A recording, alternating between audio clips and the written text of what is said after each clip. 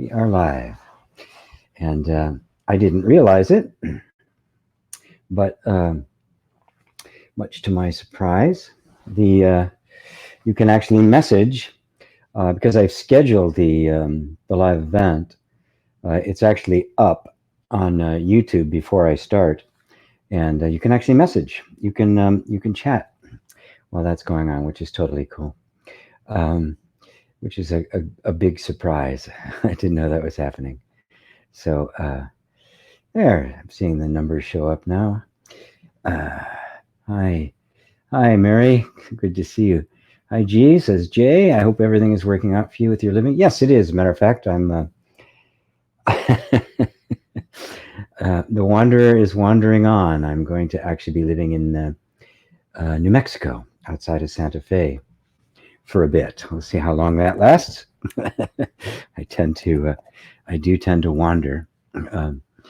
So, Jaran Tube, thanks, G. You helped me a lot with your teaching. Love the meditation sessions. Greetings from Holland. Wow, wonderful.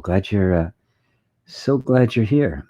Ursula and Liza, and I see Betty, and I see Bobby. Yeah, most of you are probably too young to remember that. Ursula, Lisa, Ava. Hi, Ava. David in Massachusetts. Cheryl from Pennsylvania. Hello again. So good you guys are here. Wonderful. Wildcat, my friend. How are you, Dale? It is really cool. All right. Henderson, Nevada. Oh, Robert. Henderson, Nevada. Did we meet when I was there? Because I stayed there for a while, and my good friend is there. The meetup group that I started is actually there in Henderson as well. Rosario.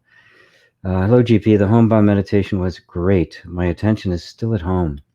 Wow. Thank you for your help. It's amazing, when I do these meditations, the ones that I do, it's kind of usually in the morning. I have no idea what's going to happen. I sit down, I go meditation dash, and something comes to me, and then I just kind of go off on it. And I don't know what's going to happen. I don't know if it's going to score big and people are going to be totally moved by it, or if it's going to fall flat. But whether we call it home or the self or heaven or the transcendent dimension, it is the deep place within you. That's always where we go. In fact, my secret is I always take you to the same place. I just give it different names. So, and I have actually started collecting those meditations, extracting the audio, just the meditation part, because I talk a little at the beginning at the end, and I'm going to make those available to people as soon as I get a chance to finish it. But today's Sunday. I'll be leaving here in probably about a week and a half, before May. So got a lot to do in between then. So I'm glad it moved you, Rosario. Yes, it is a sense of being home. This is really important about non-dual teaching, because a lot of it can become very heady. Even the word consciousness can become very clinical, So I always like to bring it back to the heart. This, Ramana referred to it as the self, pure awareness, but he also referred to it as the heart. And Christ referred to it as the kingdom of heaven. It's the same place that we visited in the meditation. Christ referred to as the kingdom of heaven. It's the innermost part of your being. It's the inner sanctum. It's the deepest part of you. It is the reality of your being. And it isn't cold or sterile. It feels like home. Why? Because it's you. Nobody ever fails to recognize themselves in a mirror, do they? So this is what it's like. Oh, it's me. Of course, I am that I am.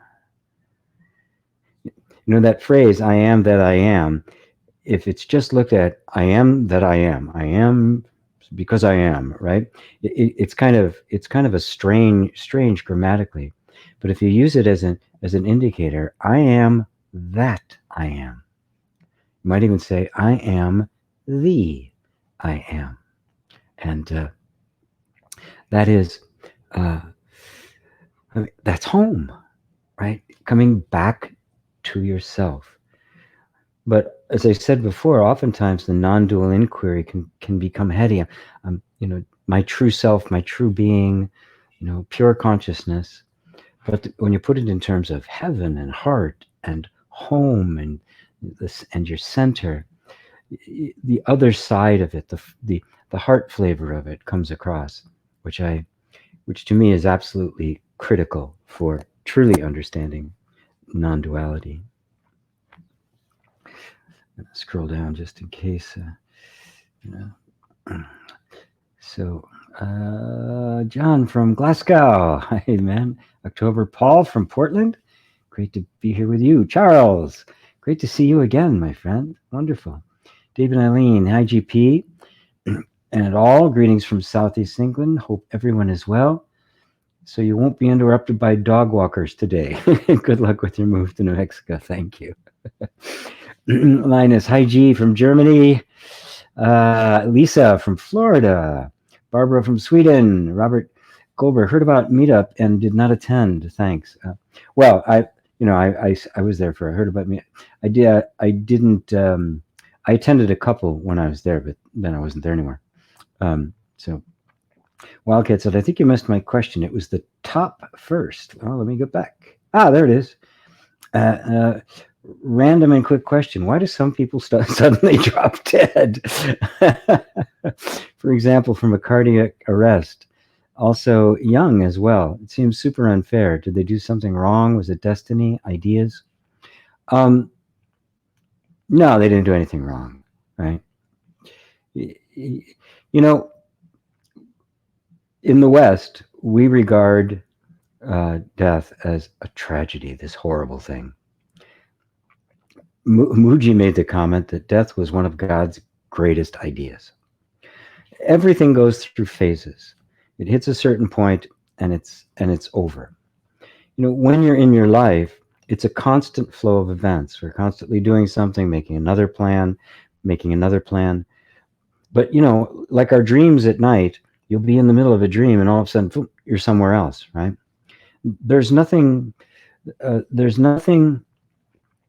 concrete about it, right? Believe me, on the day you exit, you'll have plans for tomorrow. You'll be thinking about what you're going to have for dinner, right? Unless you know it's coming and it's prolonged and it's imminent, you're going to be having plans made. Actually, I think it'd be the best way to go is to just either die in your sleep or suddenly just keel over, and it's all over, rather than a protracted illness holding on to life. And I think that's a lot to do with it. That people kind of hold on for no real reason. It's not unfair. It's just the way it is. Everything has a life cycle. A bug has a life cycle, right? A blade of grass has a life cycle. A car, a part of a car has a life cycle. The disk drive in your computer has a life cycle. Every form has a life cycle. For human beings, it's a certain amount of time. While I subscribe to the idea of always taking good care of yourself, exercising, which is harder to do these days, I like the gym, eating nutritious food, ultimately, the death is not something you have any control over. It's just going to happen, right? There's no fixed expiration date, right? The birth date doesn't come with a fixed expiration. That's part of the mystery. You simply don't know when it's going to be exit time. What that does is make us realize how precious this moment actually is. You don't know. The next moment is not guaranteed, right? And this moment, when it's gone for good. And so everything you know of as your life, this stream of events that we call our lives, right, is going to end. This particular stream is going to end. It's going to merge with the ocean. So um, it isn't unfair. It's not, karmic retribution. It you could say it's destiny, but it's not destiny like there's some group up there, some executive board deciding who's going to hang out and who's not and for how long and that sort of thing. Nor do I buy the whole idea that you're in between lives, you work it all out with the lords of karma and how it's going to be and where you're going to go and all of that kind of stuff. I think the sheer surprise of it reminds us that tomorrow is not guaranteed. Make today precious. Make today precious. What was that? There's a very famous. It won Best Country and Western Song of the Year. I can't remember. Travis Tritt, I think, is the guy who wrote it. I'm not 100% sure. It's called "Live Like You Were Dying," and it was a story about this guy that friends went to see, it was almost over, and they were having all sorts of pity on him. And he was saying, "What are you kidding? I wish you all would have the chance to live like you were dying." And that's realistic. There's been a couple of times, some of you may have experienced it, when I have done a meditation on just imagining or confronting your own death. I mean, I think there's actually one up on YouTube, if I remember correctly. It's called the time between lives. I think it might be called something like that. And it is just this exploration of what all of a sudden this is gone, right? So love more. Actually, one of the lines from the song, it's country and western song. So he said, "I went skydiving, I went Rocky Mountain climbing, I spent 2.7 seconds on a bull named Fu Manchu, and I loved deeper and I talked sweeter, and I gave the forgiveness I'd been denying, and I hope that you all get the chance to live like you were dying." Beautiful song. I'm not a country and western music fan, but that one just grabbed me. That's it.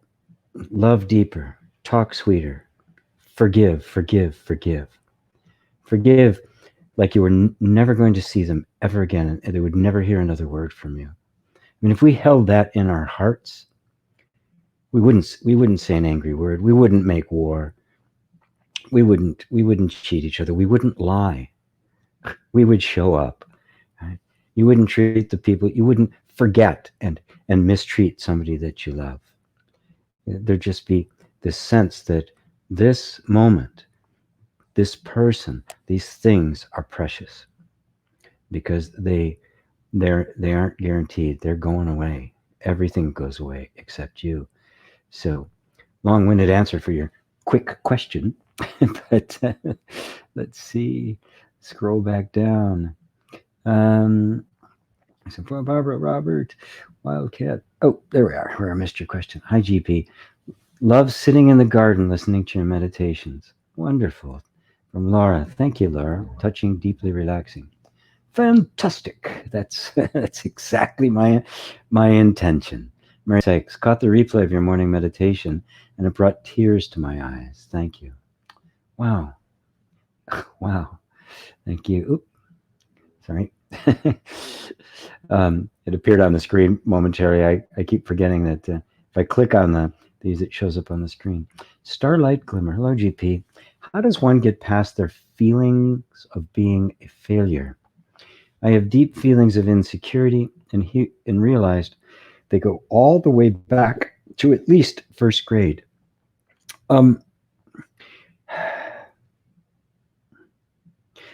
Well, those kinds of feelings, especially when you have a sense that there's a clear point of origin, there's an originating event in which they came, in which it happened,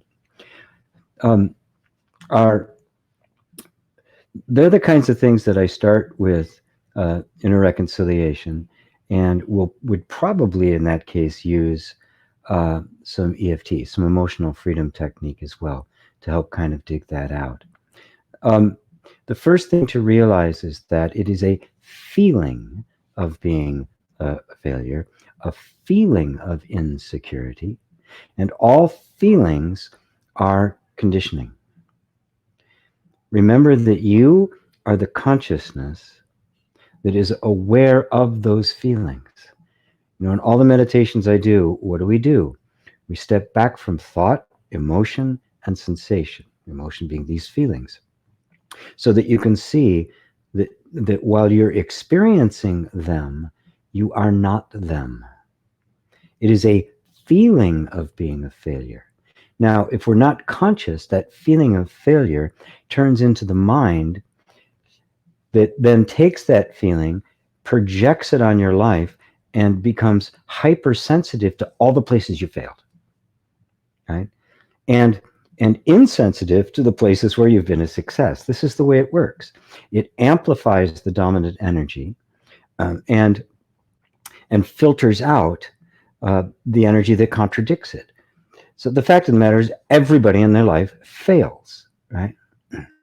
Um, I don't know who the artist was who said the right. No, the master is one who's failed more than the novice has even tried. Right? Failure is how we learn, right? That's our normal interaction with life. The feeling of being a failure, right, is an existential leap from that. So what happens, especially when you're little, is you'll do something that maybe it is a failure. You know, maybe it'll just strike to the core. And it can be in first grade, you do something and you're totally humiliated standing in front of the class. And from that day forward, you can't public speak anymore.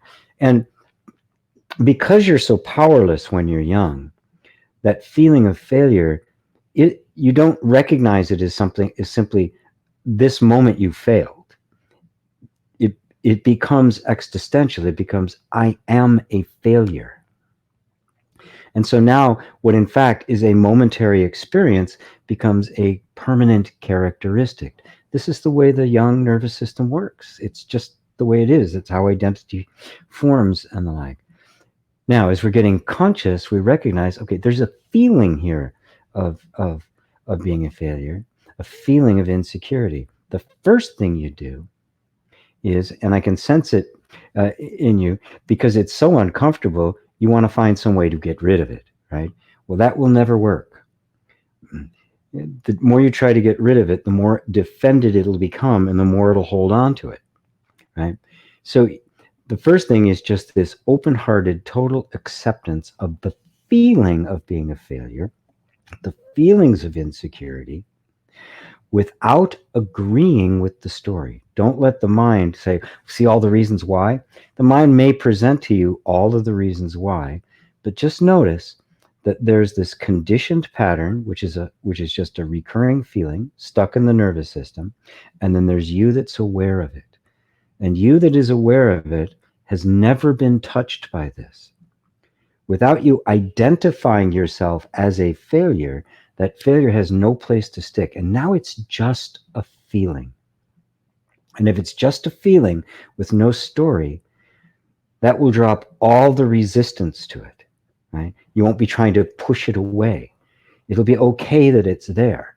It'll be uncomfortable for sure, but you simply won't mind that it's there because it isn't threatening you anymore. You recognize it for what it is. The act of doing that creates an environment where it's safe. The environment that created the emotional conditioning of feeling like a failure arose because the environment was dangerous, right? You probably failed at something, you got ridiculed from it, so failure and ridicule got associated, so now failure is dangerous. Avoid at all costs. Right? And so every time you try to fix it or change it or get rid of it, it feels that same, I'm a failure, and it recoils.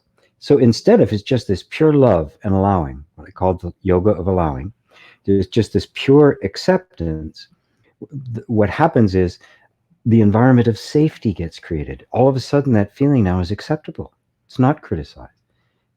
I feel like a failure. Oh, okay. There's a little part of me that feels like a failure. Okay. Now notice it's very safe. And that environment of safety is the message that the nervous system gets. So forget self-help, it doesn't work. Right? You're creating a safe space. And that's what I use EFT for, because it communicates safety through touch. And um, I really should train more people on how I do EFT all by itself. There'd be a lot of opportunity for that. Um, I'll think if anybody's interested in that, let me know. Anyway, so what EFT does is create through touch the inner environment of safety. So imagine just thinking that feeling of being a failure, and you just start tapping to the points. What's happening is there's this sense of being a failure, but all of a sudden in the environment, this new information is the environment shifted. There's this something coming in the side, this energy that's saying you're safe, it's okay. Remember, the nervous system is a completely reactive thing. It always responds to the environment. That's its whole job, is to respond to the environment in such a way that it guarantees your survival. So when you start feeding unconditional love and acceptance, and that message, both emotionally, physically, and mentally, the entire environment that created the traumatic experience will shift. And that will release the trauma, and only that. That's my take on it. That is why self-help doesn't work, because it doesn't address the environment. It addresses the symptom. It tries to shift the symptom. It tries to shift your attitude, but it doesn't actually change. The symptom is a manifestation of the environment. You have to shift the environment, and self-help doesn't do that because it's always about fixing. It's well-meaning, right? It's well-intentioned. It's not malevolent, but it's ignorant, and it doesn't work. So how's that, Starlet? Is that helping? Okay. So just be really, really loving to those feelings. Welcome them, because trying to get rid of them just makes them stronger. Right? It's like Mongo. Don't shoot them; they'll make them stronger. If you remember Blazing Saddles.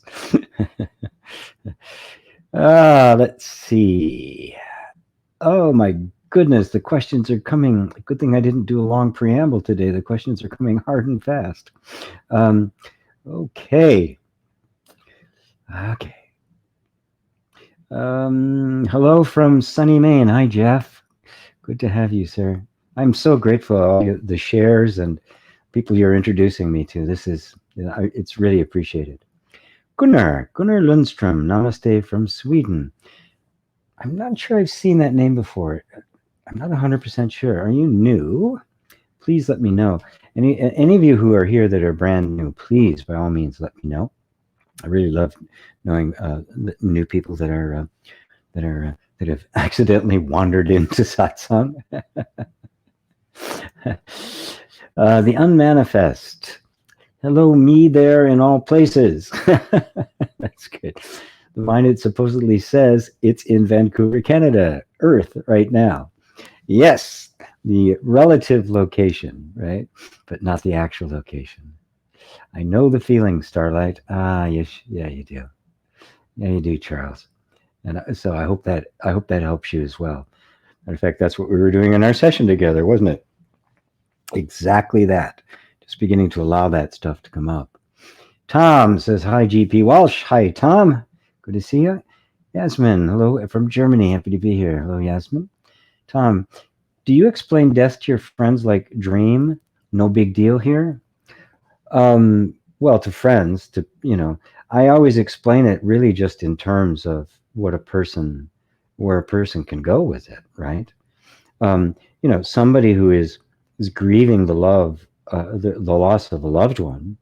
It's not the time to go into some kind of metaphysical tome about there is no death, and it's It's insensitive.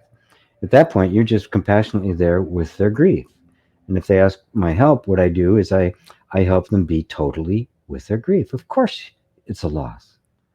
Of course, it is on every single level, physical, emotional, mental. If it's somebody really close to you, there's an entire energy exchange that has been established between them, an energy circuit. If somebody dies in that, that entire circuit is broken, and everything in you is is, is disoriented. And grief is nothing but the feeling that we get when the nervous system has to adjust to an irrecoverable loss.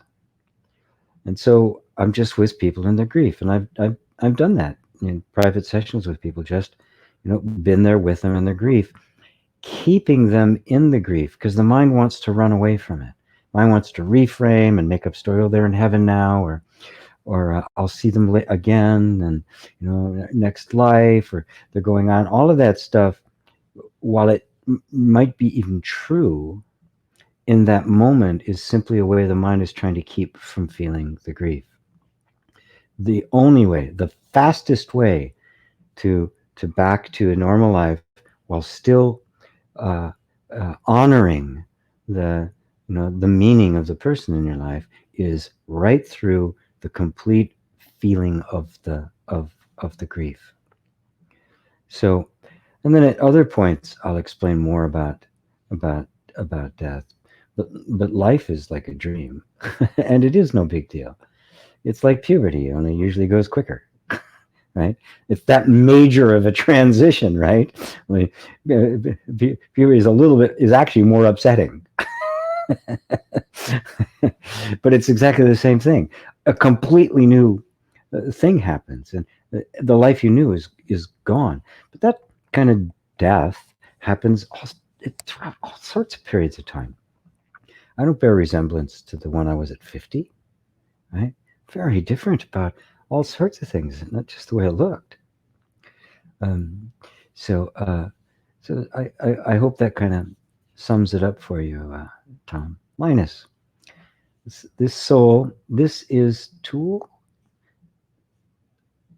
Tool was struggling most of my teenage years with this anxiety of getting. Was there more? Oh, of getting. And there's more down below that says, had a panic attack when I was 12. It had me feeling like I was getting a heart attack. Really made me struggle for most of my teenage years. I want to thank you so much for addressing this. I get it. Okay. Yeah, wonderful. Yeah, some of these things really linger on. Some of you know my story. My mother was quite mentally ill, and I just never felt loved. I never felt safe. I never knew what it was like to even have a mother. Matter of fact, it was one of the major breakthrough I had when I was about 45 years old, when it finally dawned on me that I never had a mother and I never would. That whole energy wasn't there. And I broke down and I cried for a week. I mean, it's just the energy release that brought about when that actually sank in. All these things I've been holding on. And from that moment on, my entire relationship with women changed forever. It was 94, so it was, early 40s. Yeah. For the first time in my life, I could actually have a real relationship with a woman. So these things can, their tentacles are in there, but thank God consciousness is quite capable of bringing them all out if you're willing to go along for the ride, because sometimes the ride can be quite a roller coaster. So October Paul says, is there a mystical experience when becoming enlightened? And what are the signs within oneself of self-realization? That's a beautiful question. Not necessarily. And in fact, the big ones people like to talk about, the biggest one in our modern world is Ramana Maharshi, that happened spontaneously when he was 16 years old. Another one people don't know about was a fellow named Steve Jardine, who was, he died about 6 years ago. again, spontaneous awakening at the age of 16. Um, Not completely spontaneous. They actually put themselves through a process. With Ramana, he had a panic attack and he thought he was dying. And so he completely surrendered to it.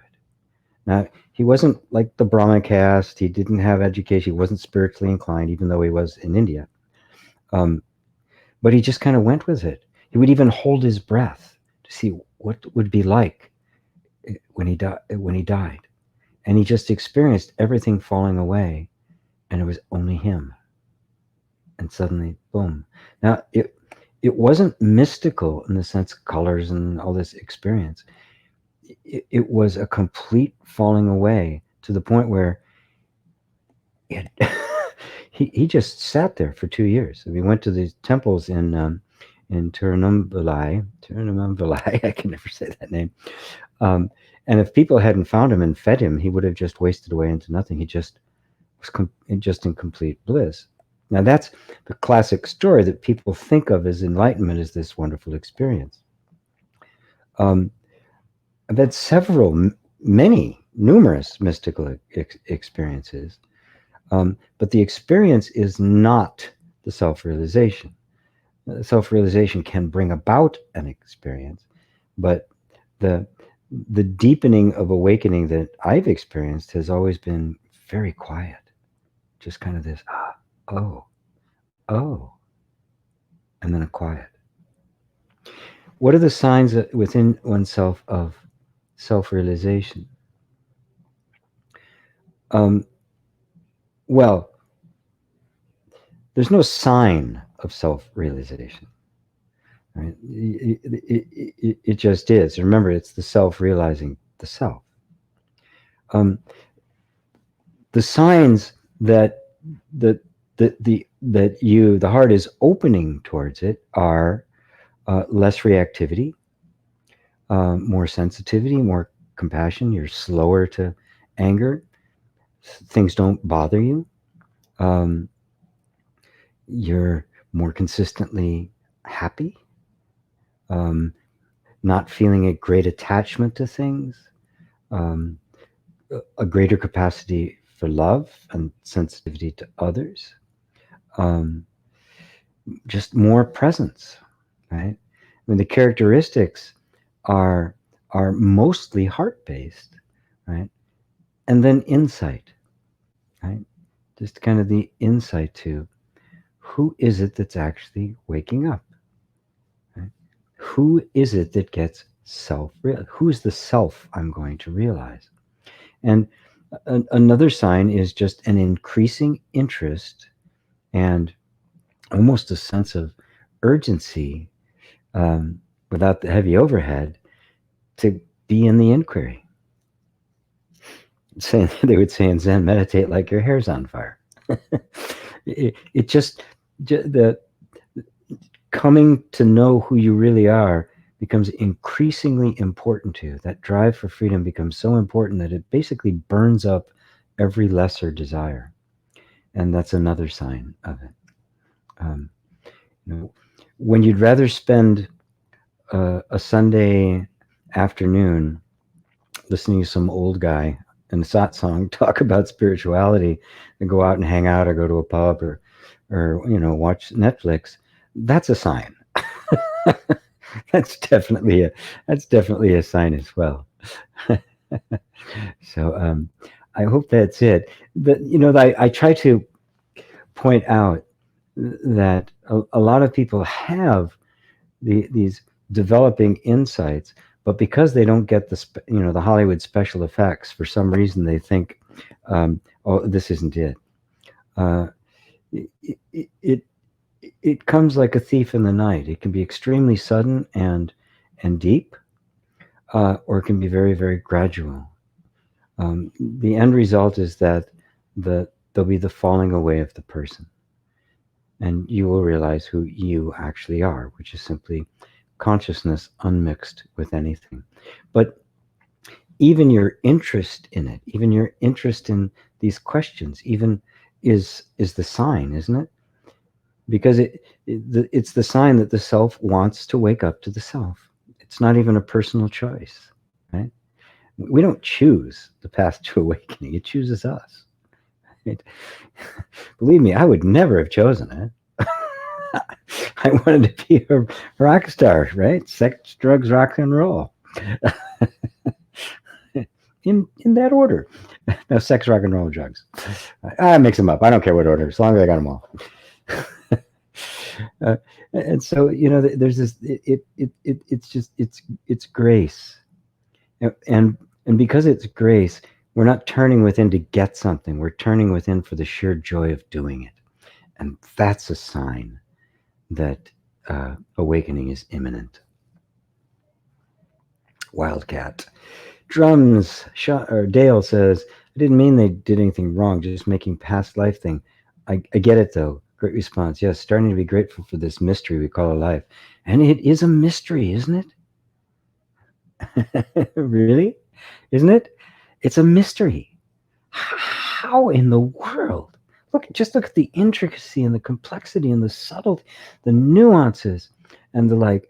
I mean, and when you look at the way the materialist scientist approaches it with all these processes and things like that, they just miss the dimension of aesthetics and beauty, and it's just like, if you're not left speechless, you don't get it. Simple as that. Maybe. I think, weirdly, I appreciate your laugh. I know, a random question. Thanks for my response, dude. Thank you, man. The Manasa says, why define any beliefs as our own? Well, it depends on where you are and where your understanding is. For most people, they see the beliefs as a personal possession. So if I was working with somebody or teaching somebody, you start where they are. You start with somebody shifting their own beliefs, seeing where those beliefs came from, seeing that they're not really your choosing, that they were instilled in you by the tribe and culture and the like. And later on get to see that no belief, no thought, no emotion, no sensation, none of our experience actually belongs to us. It is the functioning of the universe, and not the least bit personal. But as you can tell, there's some gradations to get to that point, which is why you never put anything out as an absolute, right? And you'll notice that I am always trying to be very meticulous and precise about, when I use a word, what it means and the different ways of looking at it. And that's just, to do a good job as a teacher, and to not say something that'll leave somebody in the dust. Because if you give somebody a deep spiritual truth and they're not ready to hear it, it can actually be confusing and be counterproductive. And that's not compassionate. That's not loving. And if you do that, you need to go back to teacher school. Which is why I say continually, I believe that the Buddha was the greatest teacher that ever was. So because if you read his sutras and all the different things he said, that's what he did constantly. Everything came out of conversations with groups of people, and the teachings appeared very spontaneously for that group of people. And he would say that, for this group, I'm a doctor. He was called the great physician, right? You've got this. Oh, here's your medicine. Are you better? Okay, now this is your medicine. Now this is your medicine, and all the way up until the point where you're the medicine, right? So that's why. Jeff, we all have an all-access path to Playground Earth. Expiration dates are different for every guest. That's true. That's absolutely true. You continued. Why define things as their own? They are things the mind can know of, understand. Yeah, I think I answered that. Right, because they're not actually your own. Right, but progressively you get to see that. People think of their thoughts as my thoughts. Well, they're not your thoughts. They're the thoughts of conditioning. They're the thoughts of the nervous system. Nobody owns a thought, right? It simply appears. And why a particular thought form appears to you is simply a matter of the conditioning. Where else is it going to appear, though, except in consciousness? So it appears to you.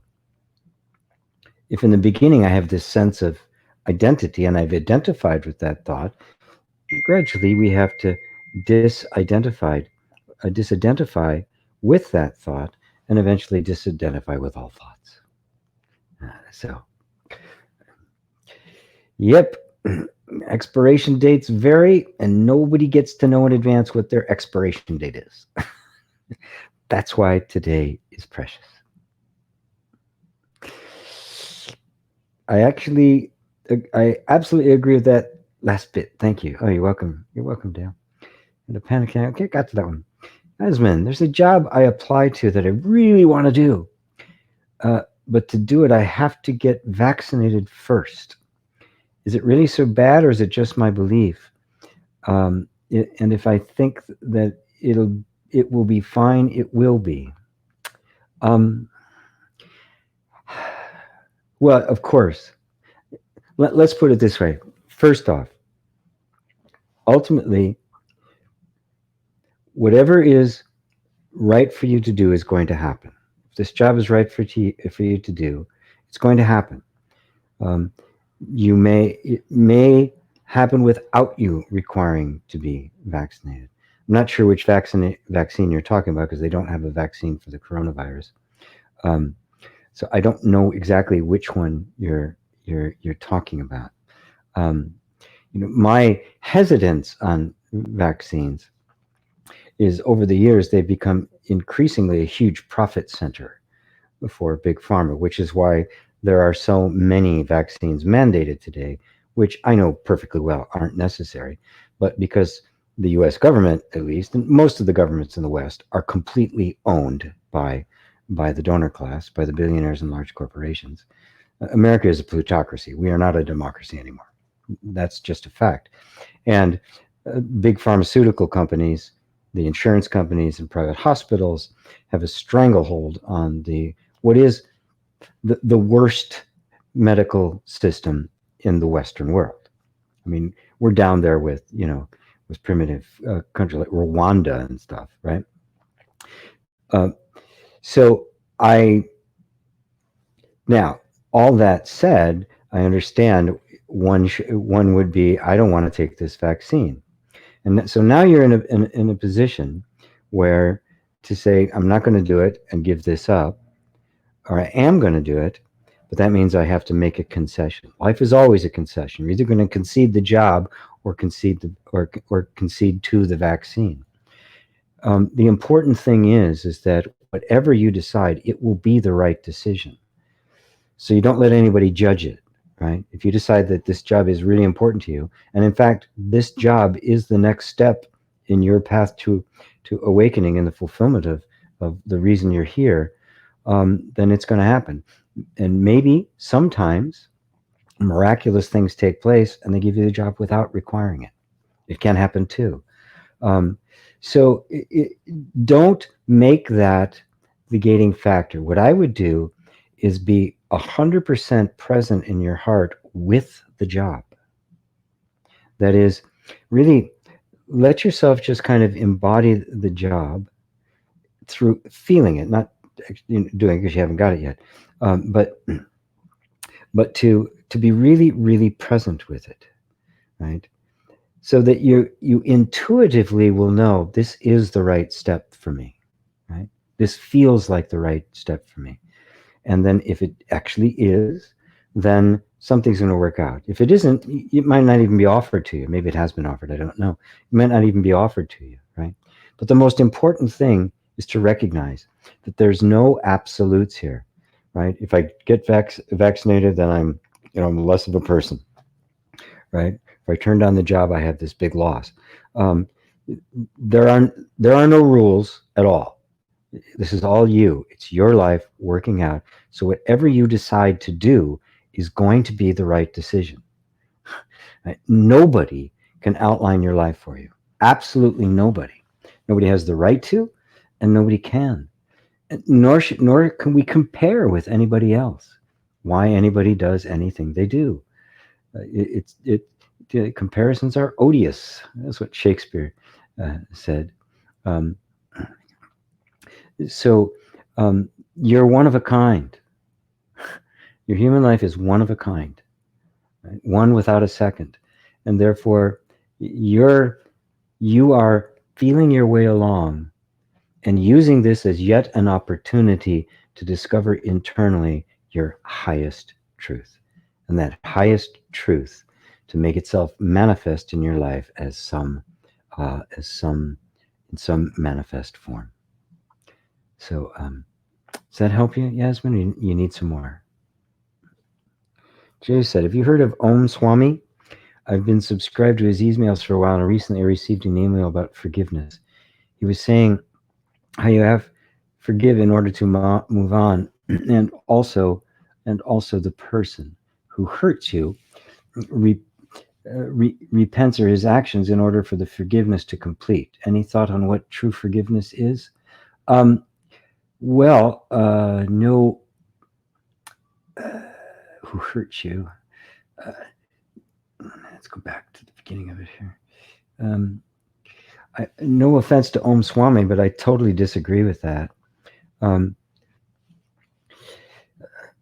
Ultimately, well, first off, you have no control whatsoever whether somebody else repents or even admits that they've done anything wrong, right? And of course, remember, our perception of what they do and what they actually do can be two very, very different things, right? And they may have acted even innocently, right? But no matter how they acted, everyone is acting, unless you are conscious and awake to some degree, everyone is acting out their conditioning. To understand that is to recognize that they're innocent. There was no intention there, any more than if a robot was to insult you, what would you do? I mean, what's the point? Or a cartoon character, right? There's nobody there, right? I mean, they're not conscious. They're acting out. They're a pain body, you want to call it, the false self, whatever you want to call it. The word forgiveness, as Christ actually used it, does not mean to pardon somebody's wrongdoing or let go of an offense. It means to be found not guilty, to be vindicated. So when Christ was on the cross, forgiving his enemies, what he said was, Father, forgive them. They don't know what they're doing. Father, find them innocent. They don't know what they're doing. Now, if he found them innocent, there's no offense, is there? There's no crime. There's no guilty party. And therefore nothing to forgive. That's the depth of forgiveness. And that happens completely within you. Has nothing to do with them whatsoever. You know what their life is. You don't know anything about it. Nothing at all. Every time you see through one of your conditioned patterns and become conscious and now become an actual master of your own inner territory, it becomes really easy to become compassionate towards people who are still acting out the robot. Now, that doesn't mean you should just embrace the robot, right? Don't, right? They're dangerous, right? They can be very dangerous. This kind of wisdom and compassion is not foolhardy, right? I won't get eaten by a shark in my lifetime. Why? Because I don't swim with them, right? They will simply act according to their conditioning. And therefore, the wisdom, when you are conscious of your own conditioning, is one of both forgiveness, compassion, and the wisdom to know how to deal with people who are stuck in their robot. So that's a completely internal thing, right? So all due respect, I don't agree with what he had to say about it. And I think it was kind of the old flavor of forgiveness, which simply means you just kind of let go. But you can't let go if there's residual energy there. To let go of the residual energy, to really arrive at forgiveness, is to arrive at the place where you see the original innocence. And therefore, the original innocent them doesn't need forgiving. It's pure. It is the robot that does all these things. And we can have enormous compassion for that, because ultimately that will hurt them more than it will you. And when you get to that place, there's not even an offense. Christ did not even defend himself, right? He imputed no guilt. He didn't forgive and you're pardoned. You deserve to be punished, but I'm just going to let you off the hook. He imputed no guilt. It's a completely different level of looking at it. So he said, no, nobody hurt me. No crime was committed. Nobody offended me. I willingly gave myself. No crime, no criminal, no perpetrator, nothing to forgive.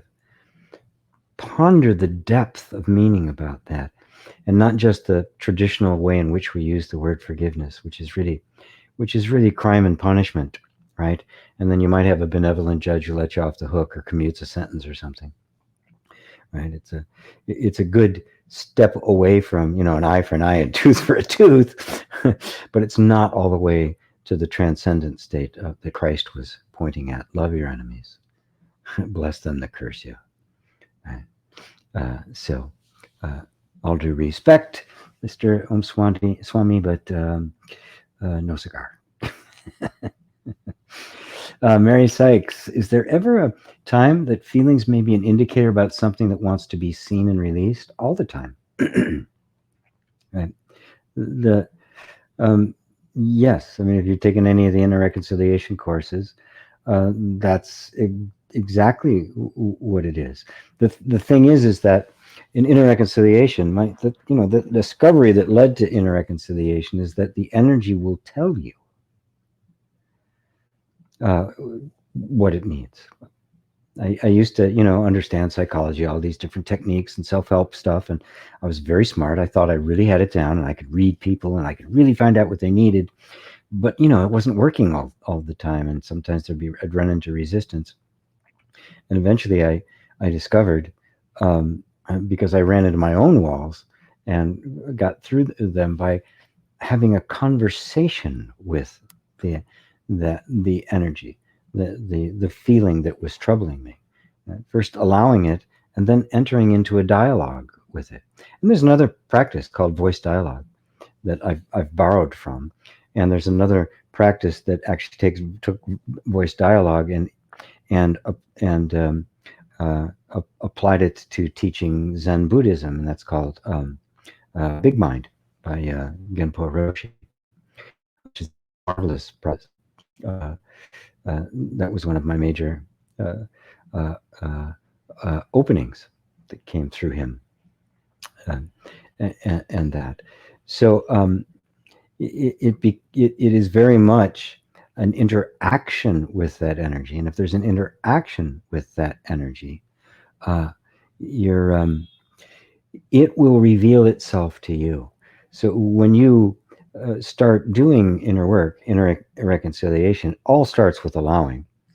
And I don't get into inquiry till you're quite really comfortable and rooted in allowing, at which point you've dropped your agenda, you've dropped even trying to fix or self-help, and you now start becoming really curious about where this energy is coming from.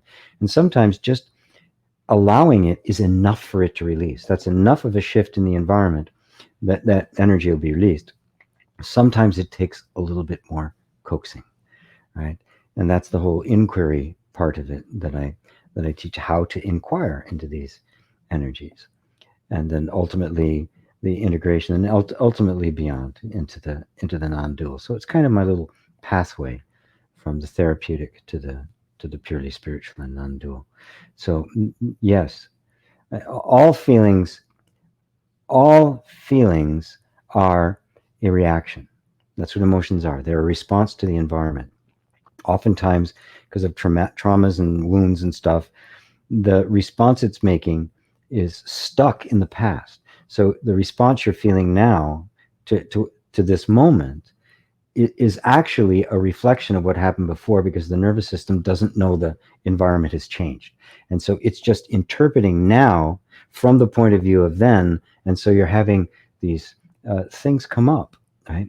But if you have a conversation with it and work with it, eventually it'll either release that energy, right? Or it will tell you the story of where the energy came. One of the key things I do is like, you don't have to tell me. I don't need to know what the traumatic event was unless the energy system itself needs to tell me. And taking that approach, past life stuff has come up, all sorts of different things. Really, some really out there stuff. Something happened during the coach training, which like, whoa, they were like, you just write it, you just go with it. However weird or out there it seems, you let it happen, and the energy gets released. It's a wonder to behold. But it's when I discovered to just humbly let it lead me rather than me thinking I knew what I was doing. Now I show up as an energy healer, I might say an energy facilitator, midwife, to just create the safe space and let nature take its course, right? The midwife is there to help, right? The nature is giving birth to that baby. So if that answers you. Chris Skills, hey man. Hello, G. I found myself not getting angry with people anymore or blaming people for things they've done. I don't take anything personal anymore. And no, it's not, and I know it's not their fault, whatever they have done. That is a signs. That is the symptoms of awakening, my friend. That's the awakening of the heart, the reactivity. It means the opening is taking place. Just keep doing the inquiry. Keep, keep, keep noticing that all of this is happening.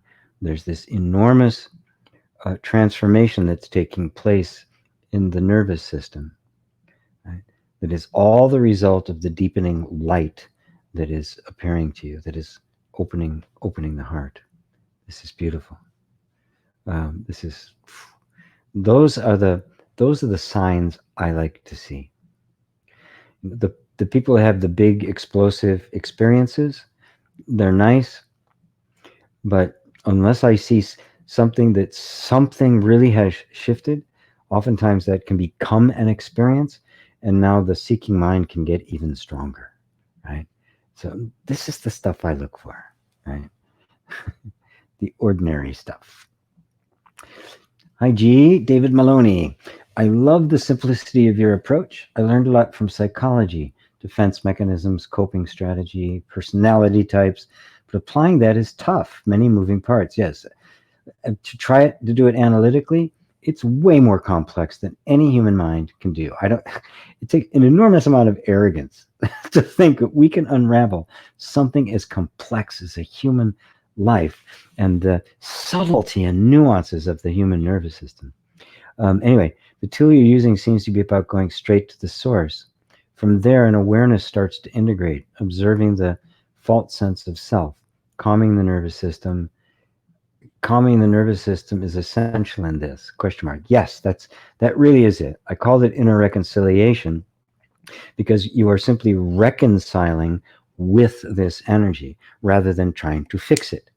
You accept it as valid and legitimate, the natural outcome of the interaction with the nervous system and your personal character and the environment in which you grow up, which created the conditioning, and that conditioning is in place and will stay in place until it's sensed that the environment has changed. So the whole approach from beginning is to reconcile with this, not to change it or fix it or make it go away or reframe it or do any kind of the psychological stuff, not even analyze it.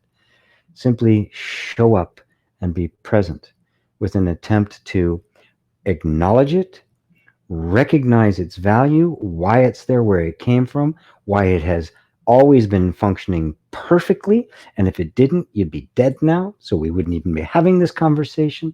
It's a total honoring of the system, even though it's in this defensive posture.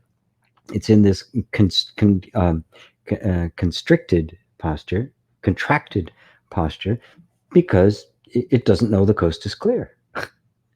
Right? So it's functioning perfectly. You're not broken. There's nothing wrong. So now you simply reconcile with it. Ah, great. Okay. Tell me what is one of the key phrases I use as we get more into it is, tell me, what are you protecting me from?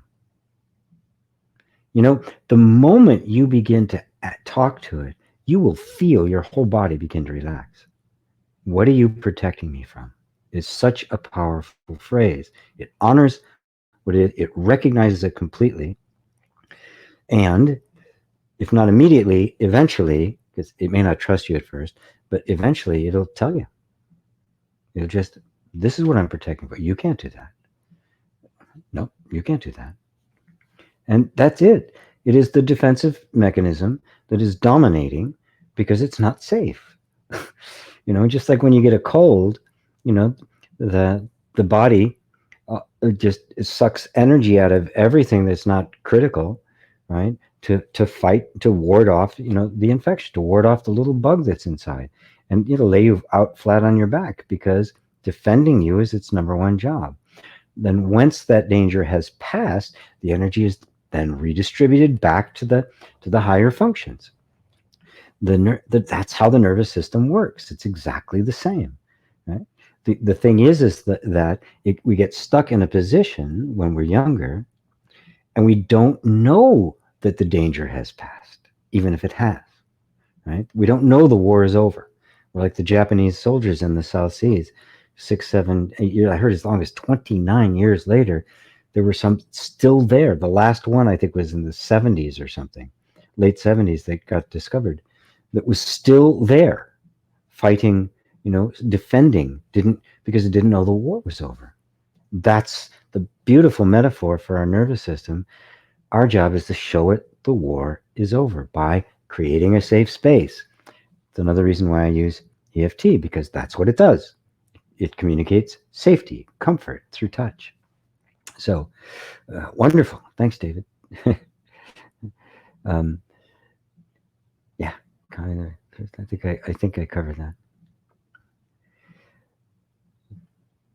I'd love to teach it more, but I just have to have more students. Just not many people know about it. It's the problem.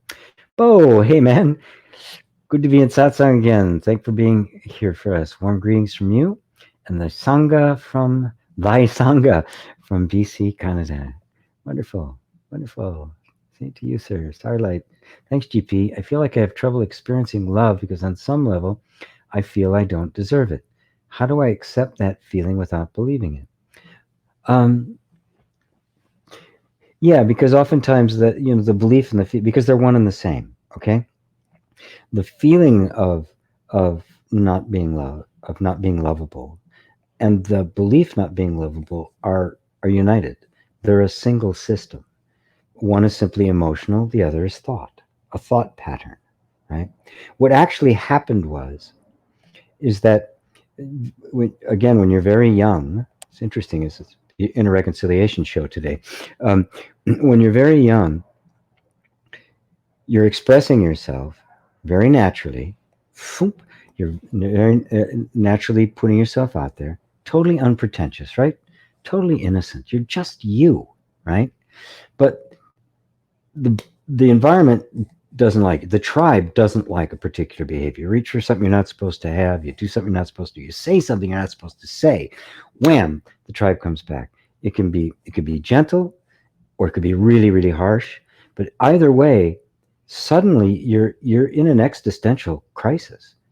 I'm being myself, but being myself is causing me pain. And when you're very, very young, when the tribe is doing this to you, the feeling is rejection and has an intensity of life and death, right? Because it is. If the child is rejected by the tribe, they die. Period. End of story. You're almost at puberty before you have a chance of surviving, right? These days, geez, what you got? Kids 30 years old in the basement still playing video games at their parents' house, right? So it's an existential crisis, and what has to happen? Well, the nervous system, because really, it's not conscious, not something you choose, realize the environment is dangerous. This behavior is what's causing it, right? You can't run and you can't fight, right? You can't run away from this environment. You can't fight it. You have no choice but to freeze it, to bury, to suppress those behaviors so that they don't come out again. And then over time, in order to keep that behavior buried, the sense of identity forms, and it forms an explanation as to why this is the way it is. I call these, it actually starts even before the sense of identity in an energetic assumption. And the energetic assumption is, I can't express this, therefore, why? It can't be them, right? They're gods, they're giants. They do no wrong. God good, me bad, right? Which means I'm obviously not enough. And in that moment, the most fundamental original belief we all have, the most fundamental energetic assumption is, I am not enough. I'm not lovable enough. I'm not pretty enough. I'm not smart enough. I'm not good enough. I'm not as good as the kid down the street or my brother or sister or whatever. It becomes an existential character, an attribute of your character. And so now, as that develops, more and more thoughts revolve around that. So it's not just the feeling and assumption of it. It now starts to form identity and a sense, and all the thoughts that go with it. And I form a sense of being someone who isn't lovable. Now, it's not true. And with a little bit of consciousness, you can see it's not true. But I'm not trying to convince you it's not true. We need to convince your nervous system it's not true.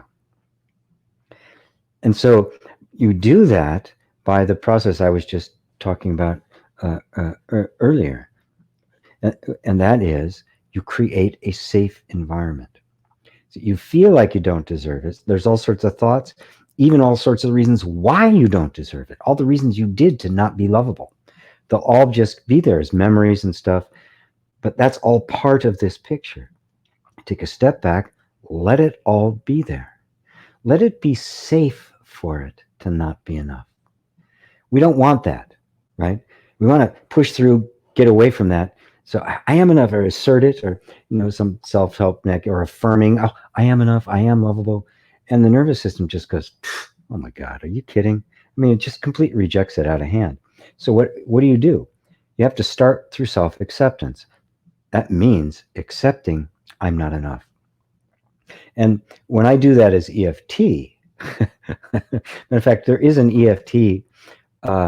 There's a couple of EFT videos on YouTube. One is tapping on I'm not enough. I have another tapping on I'm not lovable. And when I do an EFT, and I've actually gotten criticized by it, I had people refuse to do it with me because I start actually voicing it, even though I'm not lovable. I love and I don't even love except myself anyway. I always start by voicing the thing we don't want to face, and bringing it right out into the open, while simultaneously creating an environment where it's safe to not be lovable.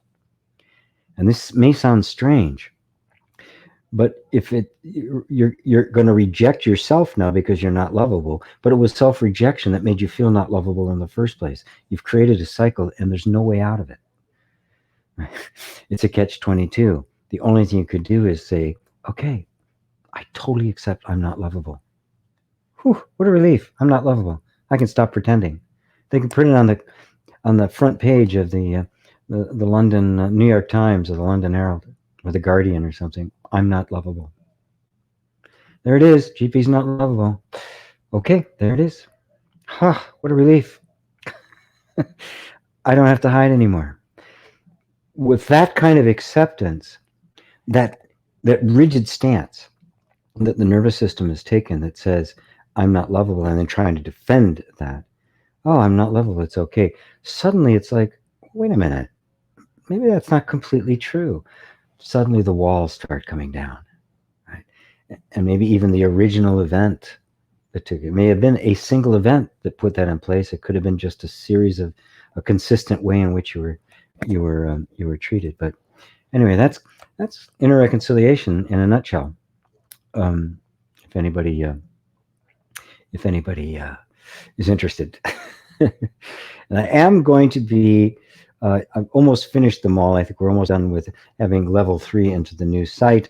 I got a few more things to put down as kind of introductions, and I'm going to be making that available for sale again. And based on the whole quarantine and people's insecurity about money and like, I'm actually lowering the price as well, at least for a while.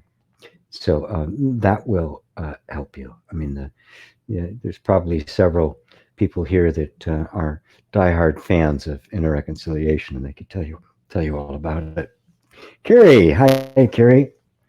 Ann says, "Did I see in the chat you are moving to New Mexico?" The answer is yes. Little town called, it's in between Pecos and Gioletta, I think, in the mountains, actually. Uh, um, Renting a room from somebody in this really house with a private bath on 23 acres of land that with no one around to be seen. So yeah, it's a new adventure. So off I go. Bill B. Hey, Bill B. Dreams, intuitives, and shamanic exploration all tell me it's urgent that I embrace the depth and majesty of my true self. Amen. Grandiose much? I'm just one little human in 7 billion, aren't I? Yes and no. Um, if when the shamans and the mystics and the intuitives, and depending on what level of understanding they have, there is a magnificence about every individual human being. I mean, let's face it. Uh, life is a freaking miracle. It's a mystery. Right? No two things are alike. So every single individual human being uh, is a universe in and of themselves. They are completely and totally unique. Now, our culture, because it's so very first chakra tribal oriented, is conformance and constraint, and it's even worse these days. Ever since the Industrial Revolution, it's been such an impulse to make everybody the same. So they want everybody showing up on the assembly line. It was just a different flavor of the master slave and the aristocrat and serf. Now we have the employer employee. It's the same system, right? It's the same system. And now that it's deindustrialized, what in the world do any of us do? Anyway, all of that is to say that the culture has emphasized trying to make everyone the same and a complete denial of the magnificence. So if you're sitting in cultured view of yourself, limited, finite, stuck, little more than the skills you have to sell on the market, yeah, saying embracing the majesty of myself is absurd, right? I'm not. I'm an expendable cog in the wheel, in the machine. But that's not the truth of you, right? The truth of the individualized you is that what you're experiencing is a very constricted view of you. And the whole point of the intuitives and the shamanic exploration and non-dual inquiry, what I do, is to break those walls down to see the magnificence of the individual, but then to see that the individual is a reflection of the magnificence of the infinite self that is what you actually are. And that is beyond description. Grandiose doesn't even come close. It is the vast, infinite, inexhaustible, timeless, dimensionless being of everything that has manifested itself in individual forms, each individual form a reflection of the whole, therefore infinite and magnificent in and of itself. And that's the dimension that we're pointing at. So yes, if you're looking at the egoic mind and this little sense of self, it would love to think it's grandiose, that it's magnificent, but it isn't. It's boring, it's repetitive, it's stupid, it's self-indulgent, it's self-absorbed, right? But that's not you. That's the conditioned version of you that you've accepted as yourself. Your true self was never conditioned. And that's what this whole process of satsang is about. That's what it's about. We're here to discover. So you're not 1 in 7 billion. You're one without a second. And so am I. Right? That's inconceivable because we want to just compare It's I'm better, I'm worse. No, you're incomparable, right? You are the textbook definition of rare. So there's no comparison does it justice. Language can't even capture you because that's all nothing but description of one thing in terms of another. So great question, Bill. Thanks. I hope that I hope that strikes home to you. Yeah. Inner Aesthetic says, thank you, GP. You're welcome. Mary Sykes, thank you. With your teachings, did you meet us where we are? I've noticed you take great care and respect with everyone's personal questions. Yeah, yeah, everyone's valuable, right? And the trick for the teacher is to find the sweet spot, right? Sometimes it can take a minute, right? And it's a little easier when I'm in private session with people one-on-one because I get to see them then and we're talking. There's more information to go on. When it's just a chat like this, I have to, kind of have to strain my ear a little bit to kind of hear the question within the question and grasp where they are. But it usually comes. It usually comes. But again, mind you, this isn't a personal skill. When I relied on personal skill, I was pretty full of myself and I wasn't as good at it. As simple as that. The teacher arises with the question. The question invokes from the universe the arising of the teacher. And when the answer is heard and the question disappears, so does the teacher. So it's the questions that are invoking these things in me. But I feel the question as much as hear it. I can feel the energy that gave put words to the that then came out as a question, as a voice being typed. But I can feel the energy behind the question, which is where I can detect where to actually take it. Because oftentimes just reading it, I'm not quite sure. I have to feel into it for a second. So and everybody needs to be, their question needs to be taken seriously. Yeah.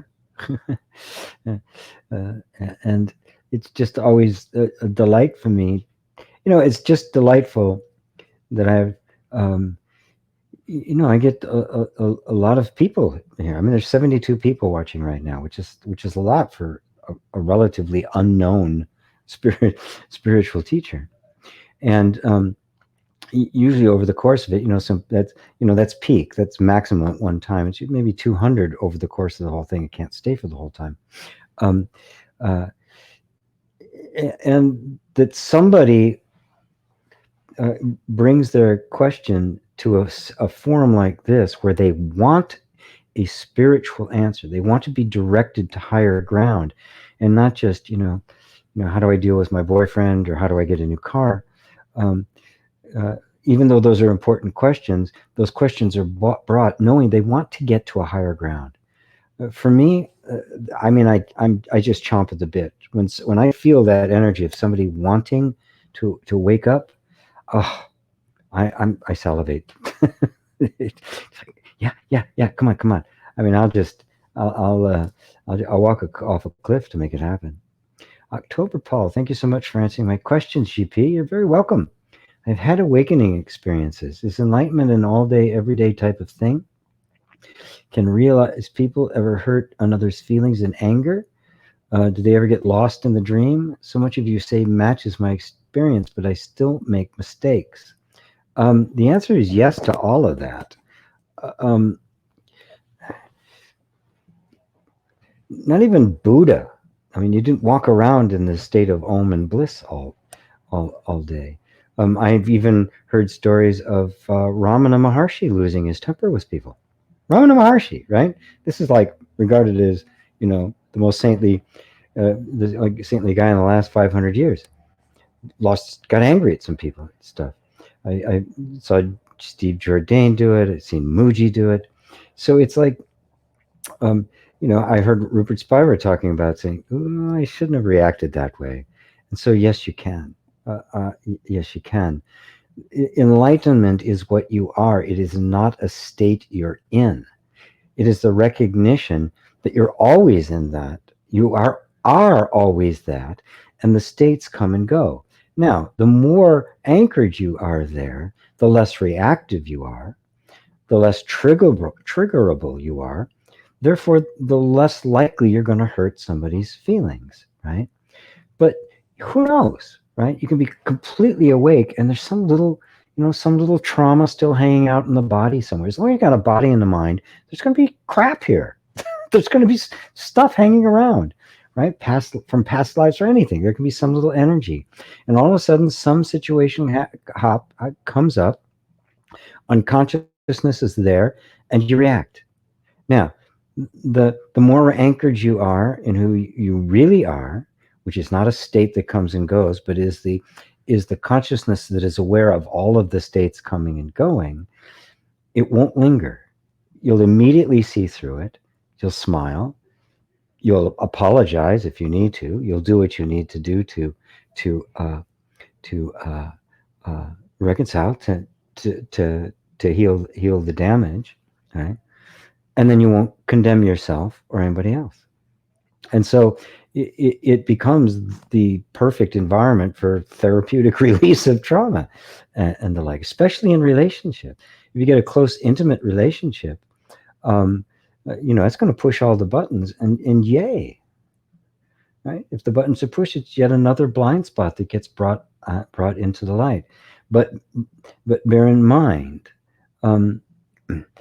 you're having the experience so your heart is open to it. An enormous transformation is taking place. What you need to be doing at this point is focusing your attention on the inquiry to discover who the I actually is. And for that, that's one of the things I'll do in private sessions, as well as energy healing. But I recommend,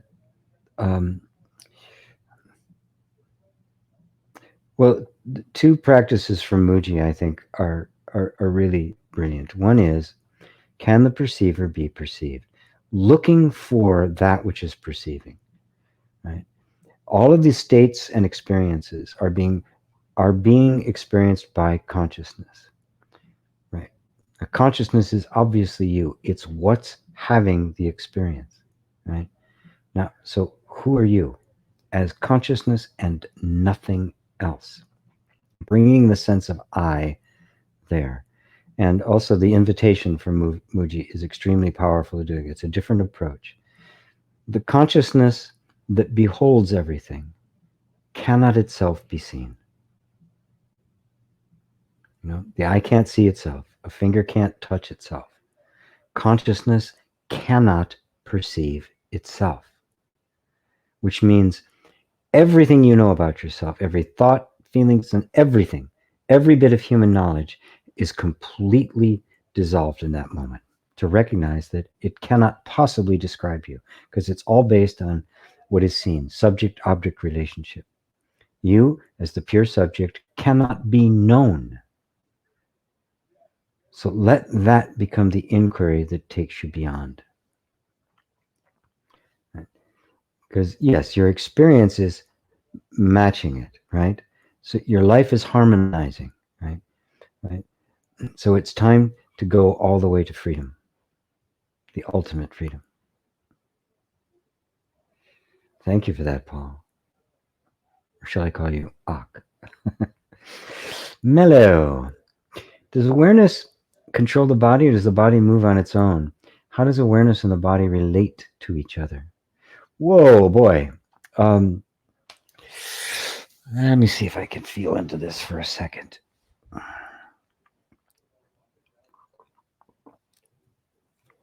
Again, the answer has to craft itself to the questioner.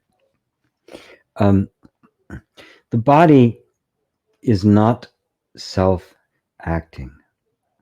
When I talk about it at the level of the nervous system, and I'm doing inner reconciliation stuff, and addressing it on that level of dealing with conditioning and trauma and that sort of thing, I will speak of the body as simply the functioning of life, an independently functioning thing that is interacting with with the world, right? And therefore creating the conditioned patterns and all of that. And that is to kind of deep impersonalize it, so that all the conditioning and traumas and basically all the crap we're living with is no longer me. It's simply the way the nervous system was programmed. But then you can go beyond that to see that that consciousness and the body are completely intertwined. In fact, there wouldn't be a body without consciousness. You couldn't imagine a body if there was no consciousness to imagine it. And so little by little, it begins to move out of the realm of life as an independently functioning thing into life as the very manifestation of consciousness itself. And so we see that the body itself is not sentient, that the sentience of the body is in fact the consciousness which permeates it, is an immanent in it. And and then eventually you see that not only is what we call the body not independent of consciousness, it appears to consciousness, it appears in consciousness, and wait for it, it is made of consciousness. That there's no physical object out here generating sensations, that the sensations are in fact the animating power of consciousness, the dynamic aspect of consciousness in form, or the I am principle. And so literally you start from the body operating independently only only for therapeutic purposes, and then little by little moving more and more into the existential. So we start breaking down our false beliefs about the body until it finally merges with the absolute, and we see that the body, the mind, consciousness are one, and that beneath them is the absolute that they give expression to, the absolute which is beyond all description, but is still one with it. The emptiness and form are two sides of the same ineffable, unknowable coin. That was kind of a gradual. I think I covered it all there for you, Mello, but you'll have to tell me whether I succeeded or not. Um, I think it was a pretty succinct way of taking you through the entire thing. So ultimately, awareness is controlling the body, but ultimately awareness is the body. So it's not one thing controlling another.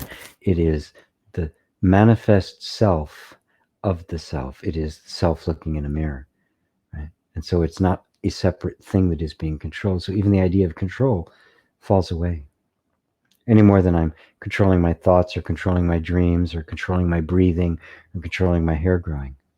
They are all the manifestation of the harmony of life. And thus all of creation is the manifestation of the harmony of the self. Yasmin says, thank you so much for the response. I feel very relieved now. It's the measles vaccination, by the way. It became mandatory in Germany if you want to work with children. Okay. Well, that one's a little bit more trustworthy than than uh, than the newer ones they're coming out with. But nonetheless, yeah, you're at peace about it now. You'll do the right thing, which is wonderful. You know, it's strange. When I was a kid, measles was a childhood illness, and parents used to actually have their kids together when they had measles because you get it once, you never get it again. The herd immunity. There wasn't this fear of it. There wasn't a vaccine, right? They get it, and then they didn't get any more. I had it. I was never vaccinated for it. There were several childhood illnesses that worked that way. But again, the medical industry had not been completely taken over by for-profit companies. As you can see, the profit motive. Christ was absolutely correct. The love of money is the root of all evil. He was not kidding. We put profit ahead of people. Corporate profits are more important than human beings. That's instituted in American law. A CEO can go to jail for purposely doing something that affects the stock price. Doesn't go to jail if he destroys a community or ruins a lake. No consequences whatsoever. In fact, there's this case recently got leaked.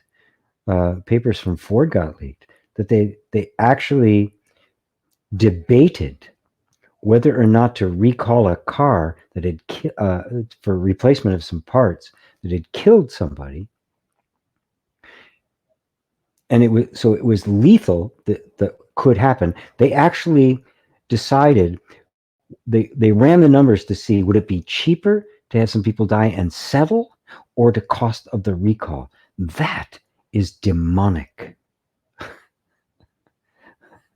These are the people that are running our world, because the corporations are now more powerful than governments.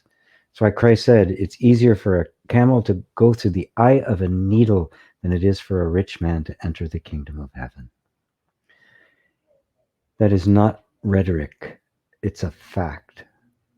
There's a psychology that takes place with the ever increase of wealth, and it is not benevolent. Anyway, onward. Mayur Nalawade. Why do I still identify with the body mind despite the clear seeing that awareness is who I am? Brings a big smile to my face. I love this. Okay. Who is the I that is identifying with the body mind? Is the I that says I am identified, the thought I'm identified with the body mind, and the feeling that all of that coming up and the whole cascade of thoughts of identification, is that not being perceived by awareness?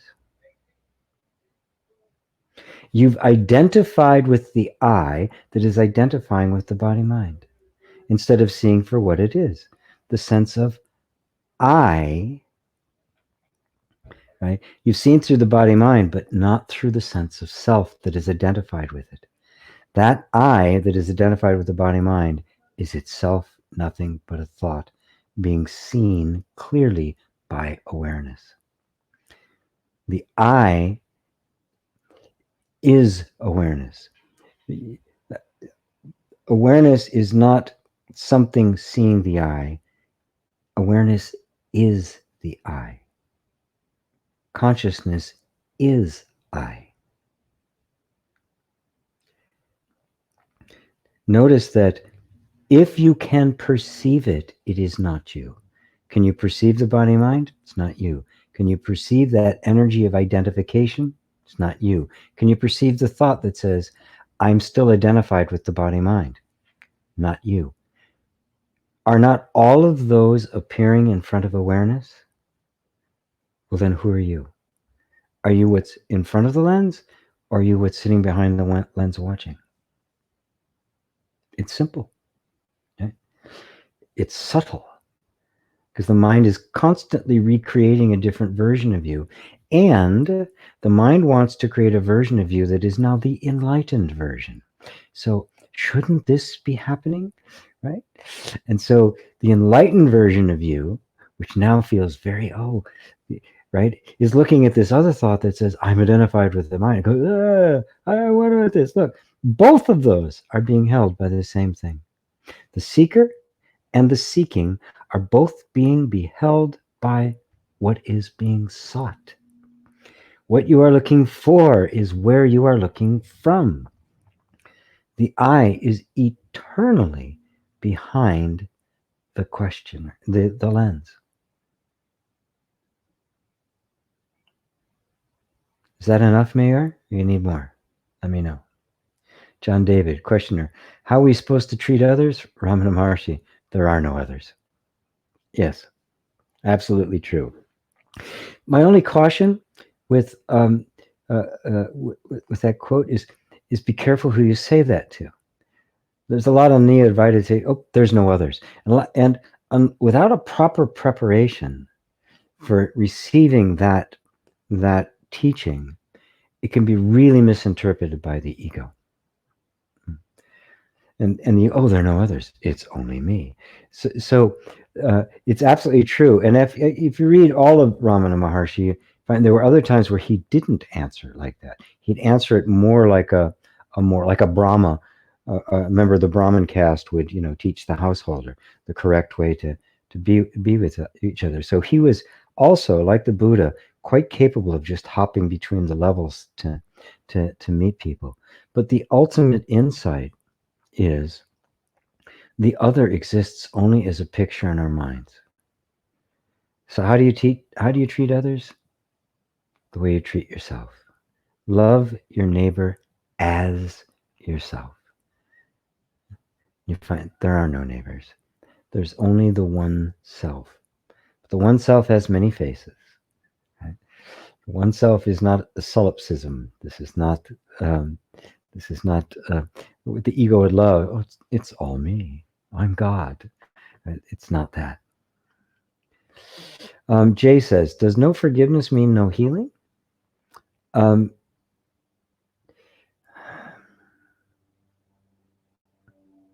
Well, the forgiveness that I am pointing at, that I mentioned earlier, uh, is healing. That is healing, because there's nobody left to be healed. It's a complete and total eradication of everything that's wrong. There's no guilty party. There's no victim, right? There's no offense. Absolute innocence. That's the ultimate healing. It's a complete restoration of original innocence and wholeness. And as you go down the scale, right, all the way down to the person that still feels hurt, but is willing, I don't want to live with this anymore. I let them go, do their own thing, and then just let yourself let go of whatever remaining antagonism there is or anything, and that's healing, right? Where I'm holding the grudge and I refuse to see their innocence and I believe myself to be right and they're wrong and I'm not going to get anywhere until they admit it, there's no healing there. You're stuck there and you are creating your own suffering, right? So that's the other end of the scream, and it would be a scream because there is no healing there.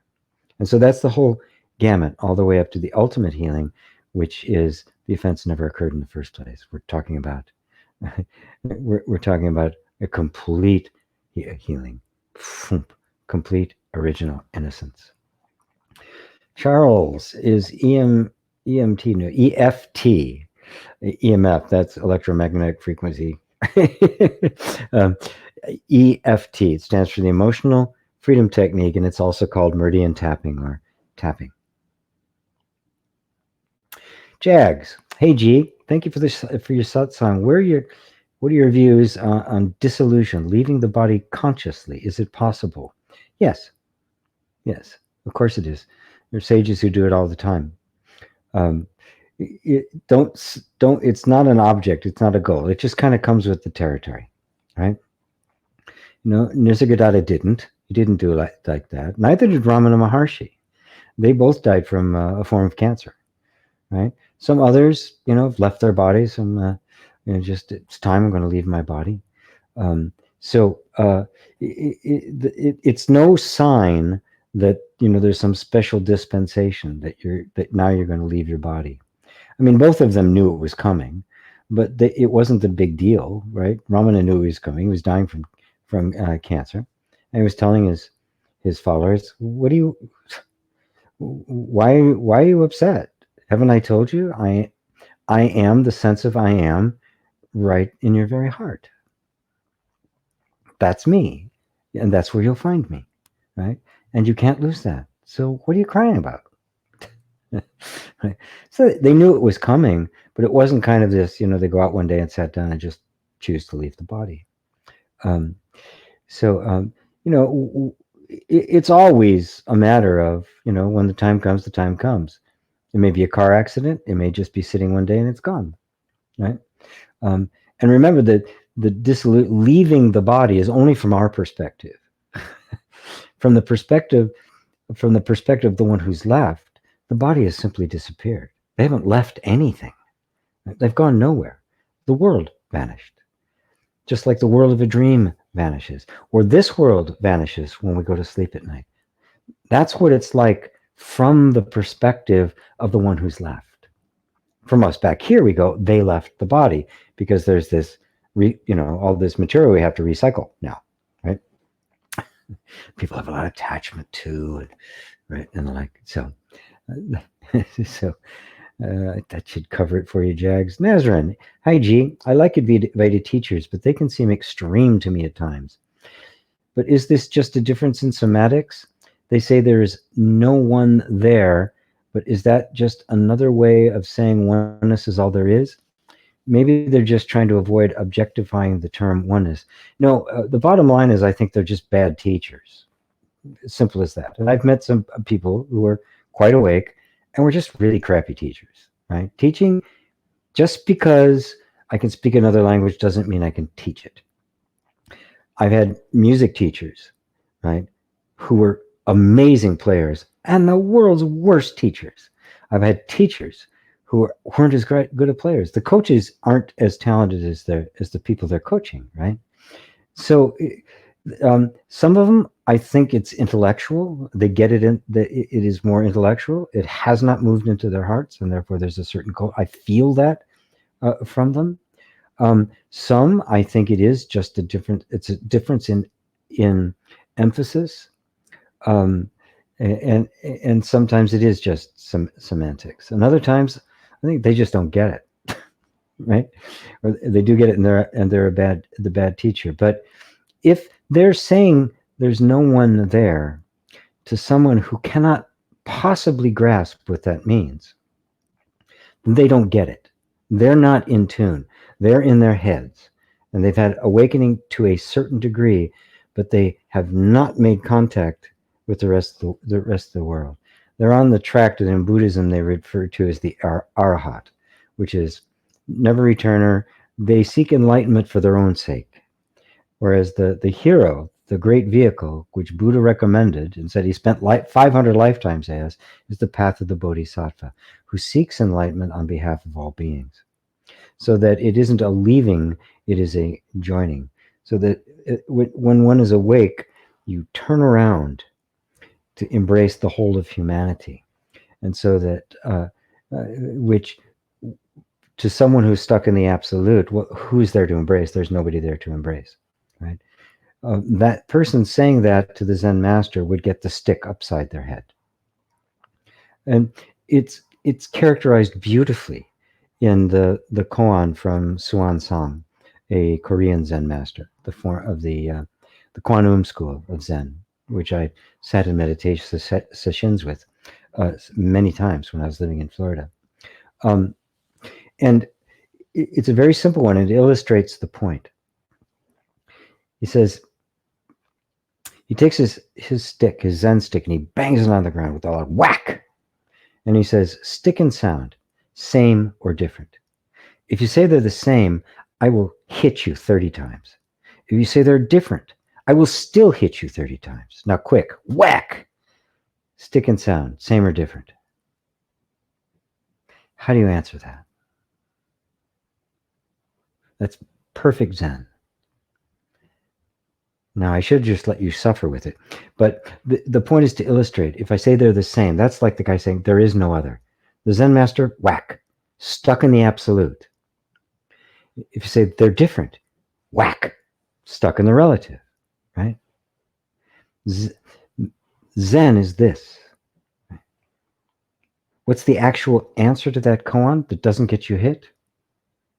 The obvious. You pick up the stick and bang it on the ground. It just is. This is the middle way. This is the genuine Buddhism. This is genuine Advaita. And this is the way of those that I regard as the genuine teachers of Advaita. And there's only a handful that I that I recommend. Yeah. I've actually been criticized sometimes because I don't sound like some of those other Advaita teachers. But so I hope that answers you, Nazareth, Nazarene, um, because you can't just say oneness is all there is. That's a thought. You must, in order to say oneness is all there is, you must be oneness. Then you can say oneness is all. Otherwise, it's talking about oneness. You must be the oneness, speak as oneness. Then you can say oneness is all there is, and you speak with authority because you're speaking about yourself.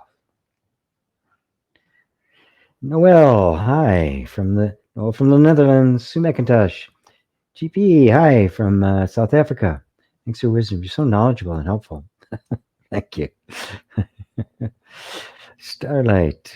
Oh, I do wish this thing wouldn't just hop on me. All of a sudden, for no reason, it hops down to the bottom and I have to scroll back and find my place again.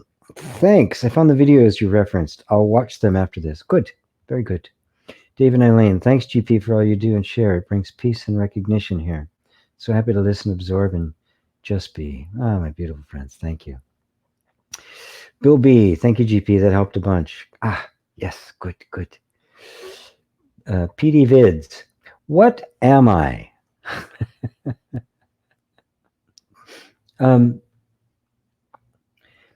You are that which is unknowable and imperceivable. You're not a form. You're not a person. You're not a history. You're not a belief. You're not thoughts, feelings, or sensations. Notice how I kept saying what you are not, because I can't say what you are. The moment I say what you are, it becomes a form that you are perceiving. And if you're perceiving it, it can't be you.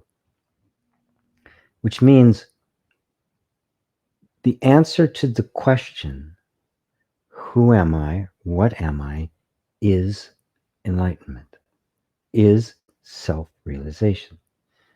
It is not a thought, oh, this is who I am. That becomes another object. Every object has subject-object relationship. It's a form. How do you give a word to the formless, to the timeless, to the dimensionless?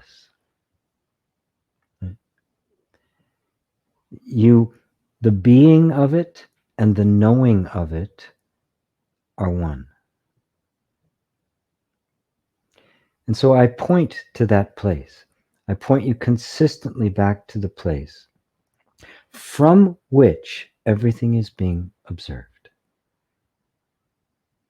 Like right now, you're aware of your thoughts.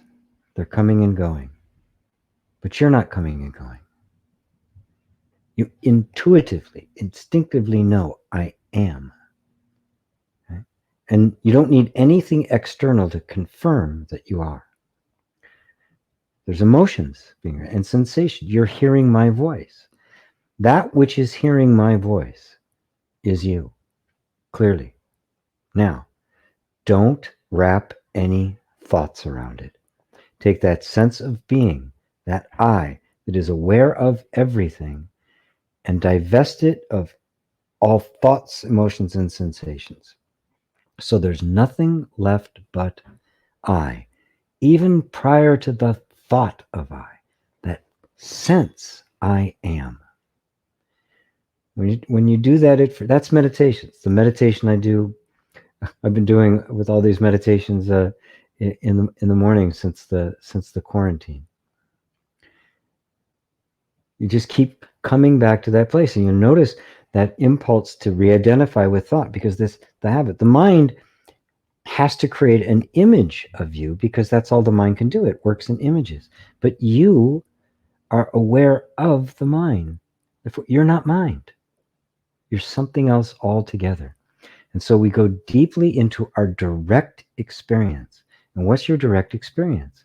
Consciousness and nothing else. So I can say what you are is consciousness, unmixed with anything else. The awareness that you are.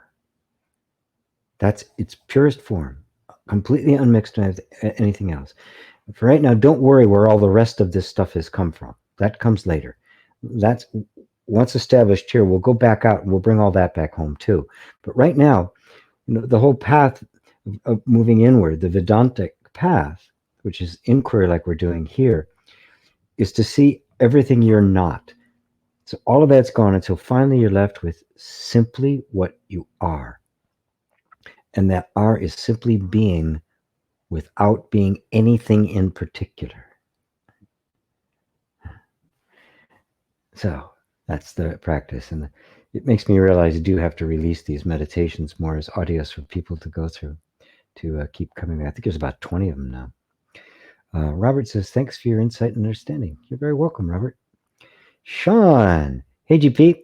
I'm studying engineering right now. Congratulations. This kid's been with me since he was 16. God, I love seeing that. I wish to have a career in that is a positive service to the world. I don't want to just join some oil company. Thank God. They're dinosaurs anyway. I'm sure of this purpose, but sometimes I fear it is too idealistic. Employment opportunities might be less available, and I might have to settle. I'm available to work on the private link as well. Oh, great. Anybody who does want to do some private work on this or resolving some life issues or energy healing, EFT and the like, gpwalsh.com/private. That's all you have to do. If you want to donate to the cause, you can also go to gpwalsh.com/donate and whatever you can give, or /Patreon if you want to donate every month, which is really helpful. I do have some people that I have a little bit coming in every month from, which is extremely helpful. This is something that it's an important life decision for you, Sean. I totally get it. And you may have to be expedient, right? Right now, the oil companies, the powers that be, with all their greed, are doing everything they can to wipe out alternative energy, even though we all know it absolutely must happen. It's the only sane thing to do. And the only reason these guys are still around is because they control the governments. And they can sap money out of it. I had somebody I worked with a very long time ago who was an engineer. And he was an electronic engineer. And he worked for this company. And his job was to simply, to basically build the blueprints and make adjustments to the blueprints and build the components that he was given. Well, one day they accidentally left the label on one of the blueprints because he was working. Many of the projects he worked on, as a lot of Silicon Valley is, and most of Silicon Valley is military contracts, and they accidentally left one of the labels on the blueprint he had to build, and he realized he was building a component for an atomic weapon. He quit right there on the spot. He refused to do it.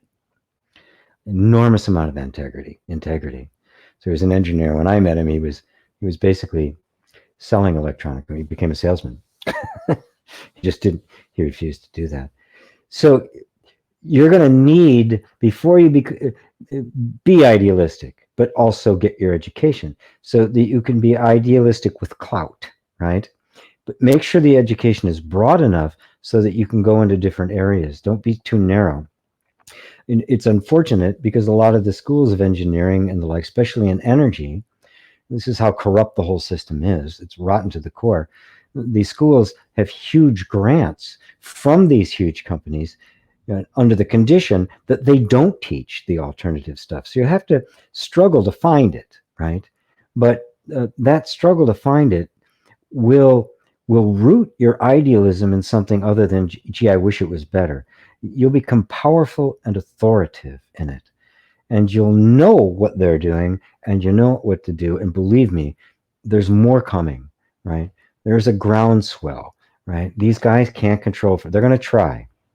As I said, the next 10 to 15 years are not going to be pretty. There is going to be a power grab that we're going to come very close to totalitarianism across the entire world, right? It's going to happen. One fellow referred to it as the totalitarian tiptoe. It's a very subtle thing that's been happening, but we're going to come close. It's going to fall apart. It always does, but it's going to come close. So in the meantime, you need to be well educated, because there's going to be little pockets happening all over the place, right? In some areas where you might not even expect it, where suddenly a working model, and it's completely under the radar of the big guys, actually sets up and starts operating. You get enough of those going, and a momentum begins to take place, and it eventually becomes overpowering. I want people to start making farms in their backyards and front yards. I don't care about the front yards. The lawns, grass that grow in one tiny little part of the world, and now they're in everybody's front lawn. Ridiculous. We should be a community should be able to work it out so everybody's enough crops that everybody had enough food for the year, and different varieties and all sorts of cool stuff, all locally grown, organic, the whole thing. I, there's a different world coming, but the old world isn't going to give up without a fight. And so you be really well educated, prepared, and don't lose the idealism. Love you, buddy. Bella says, yep, that's what I thought. Thank you so much, GP. Good. I felt like my experience understanding was changing, but I had all these old teachings telling me that I ain't the body, so doubt held me back from believing myself, but thank you for clearing this up. Ah, wonderful. Yeah, so much of this stuff gets out the context. That's why I go through such great pains to the whole picture clear. So when somebody says you're not the body, it doesn't get taken out of context. You see it in the whole thing. You realize that that's why traditionally this kind of stuff was taught in ashrams and monasteries, and it was 12 years of apprenticeship and doing stuff before you started diving into these kinds of teachings. There was an emotional, intellectual, and spiritual and moral character development before there are no others, you're not the body. It got thrown out there. It's like without context, right? It does more damage than good. For all the value that Google and search engines have brought to us, as well as the hell Google is the devil. They have basically thrown tons of information at people with no context or preparation, and this is not a good thing. When I created Inner Reconciliation, it was my attempt to counter that by an actual program that would take you up to the point where in level 3, the engagement in this level of non-dual inquiry would not seem the least bit outside of it. It wouldn't be, it would be the natural transformation. Fortunately, not enough people know about it, but who knows? It could. Maybe one of these days it'll go viral. So you're very welcome, Mela. Georgia B. Hi, greetings from London. Trying to get better at running, and often I get so frustrated with myself. Like when I stop for a break, then I get annoyed myself for being frustrated. ... Is there more? Let's see, Georgia B. Is there more of you down here? Magical Journey. Thank you. A little donation. Thank you so much. You guys are great. Let's see. No, that was it. Yeah, I understand. And there's a good aspect to that, because sometimes it's just our natural inclination to want to improve and do things really well. If it starts becoming self-critical, it's no longer our natural drive to improve and be disciplined and make our stuff do stuff. It's old stuff trying to belittle you, right? And so what you do is you simply stop for a second. When you're stopping from a break from running, also notice the feelings. Become really curious about the various kinds of feelings and thoughts that come up, right? The thing is, a lot of these things, I get annoyed with myself, right? No, you don't. You are having annoying thoughts that say this is annoying. It's a very subtle difference, right? If that thought, I'm annoyed with myself, never occurred to you, would you be annoyed?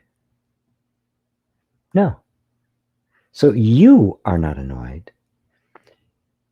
The thought I'm annoyed has appeared. You identified with it, which then gave rise to the feeling of being annoyed. Take a nice step back and notice, there's a thought saying, I'm annoyed at myself for being frustrated.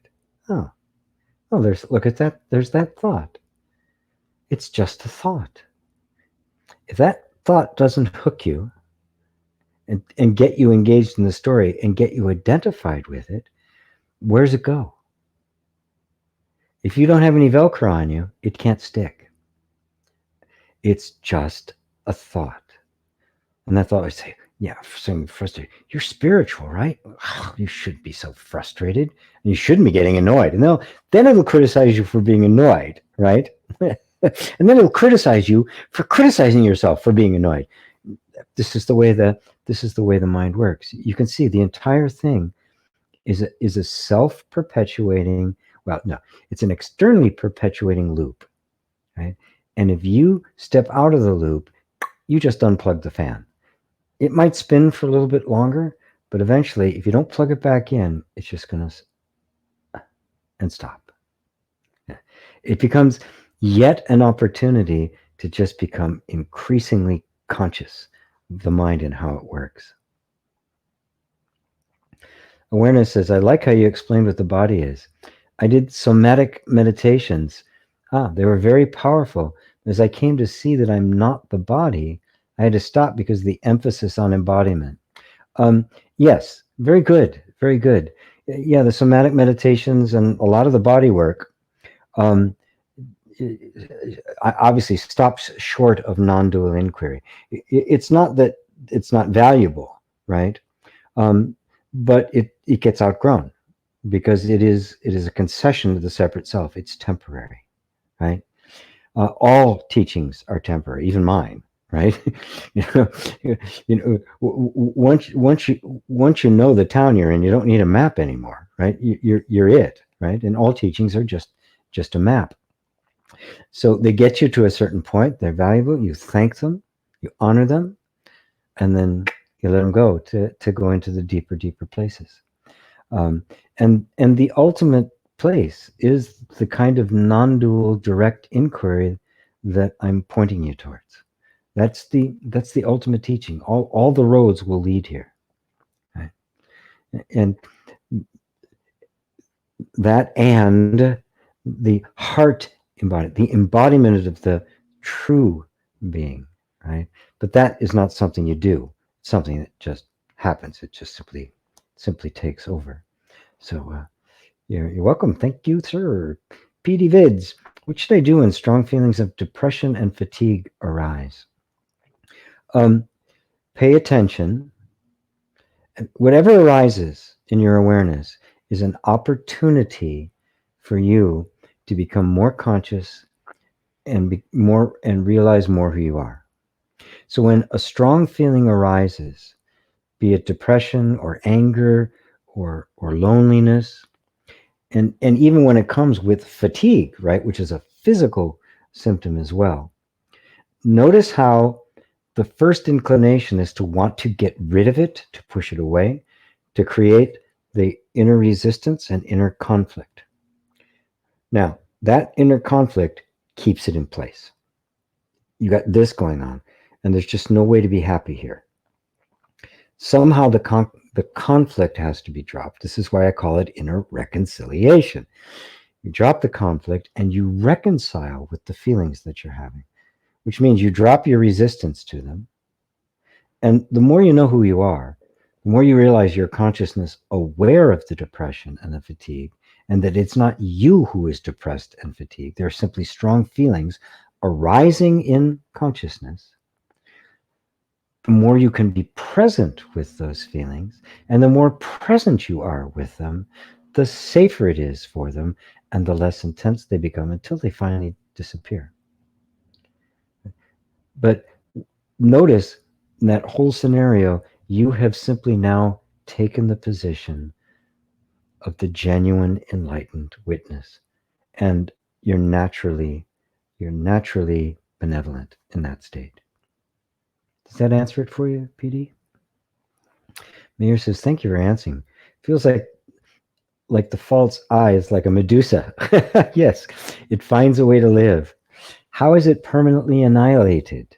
Well, it's not annihilated. You can only annihilate something that actually exists. It's seen through. You can't kill Bugs Bunny. He never lived. It's just an image, a figment of the imagination, right?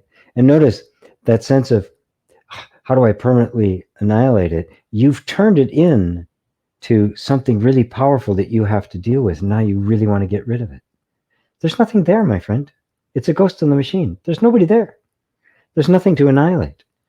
You see it for what it is. Oh my God, it's not real.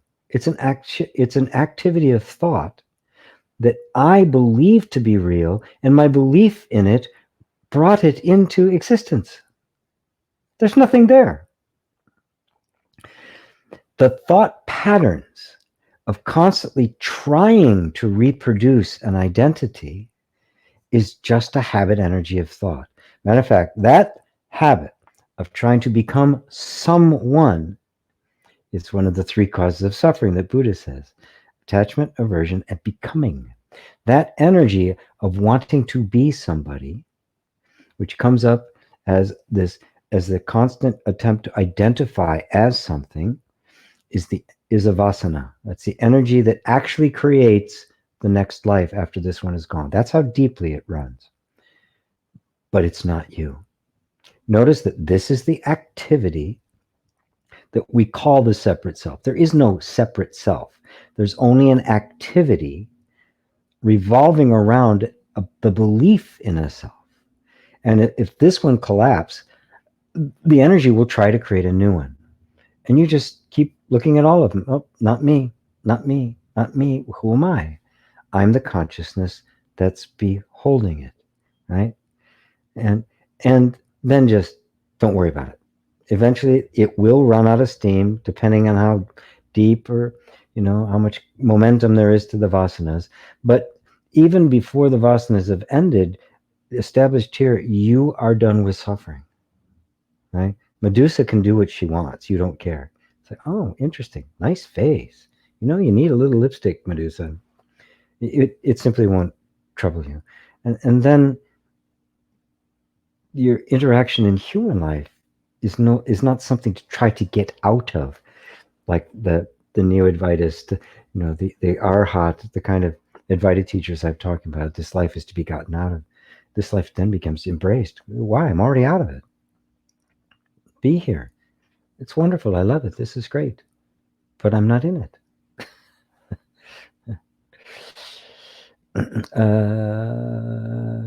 Jay says, thanks, G. Be as much as yourself, be present, and conditioning wouldn't be a problem anymore. Yes, it will continue, right?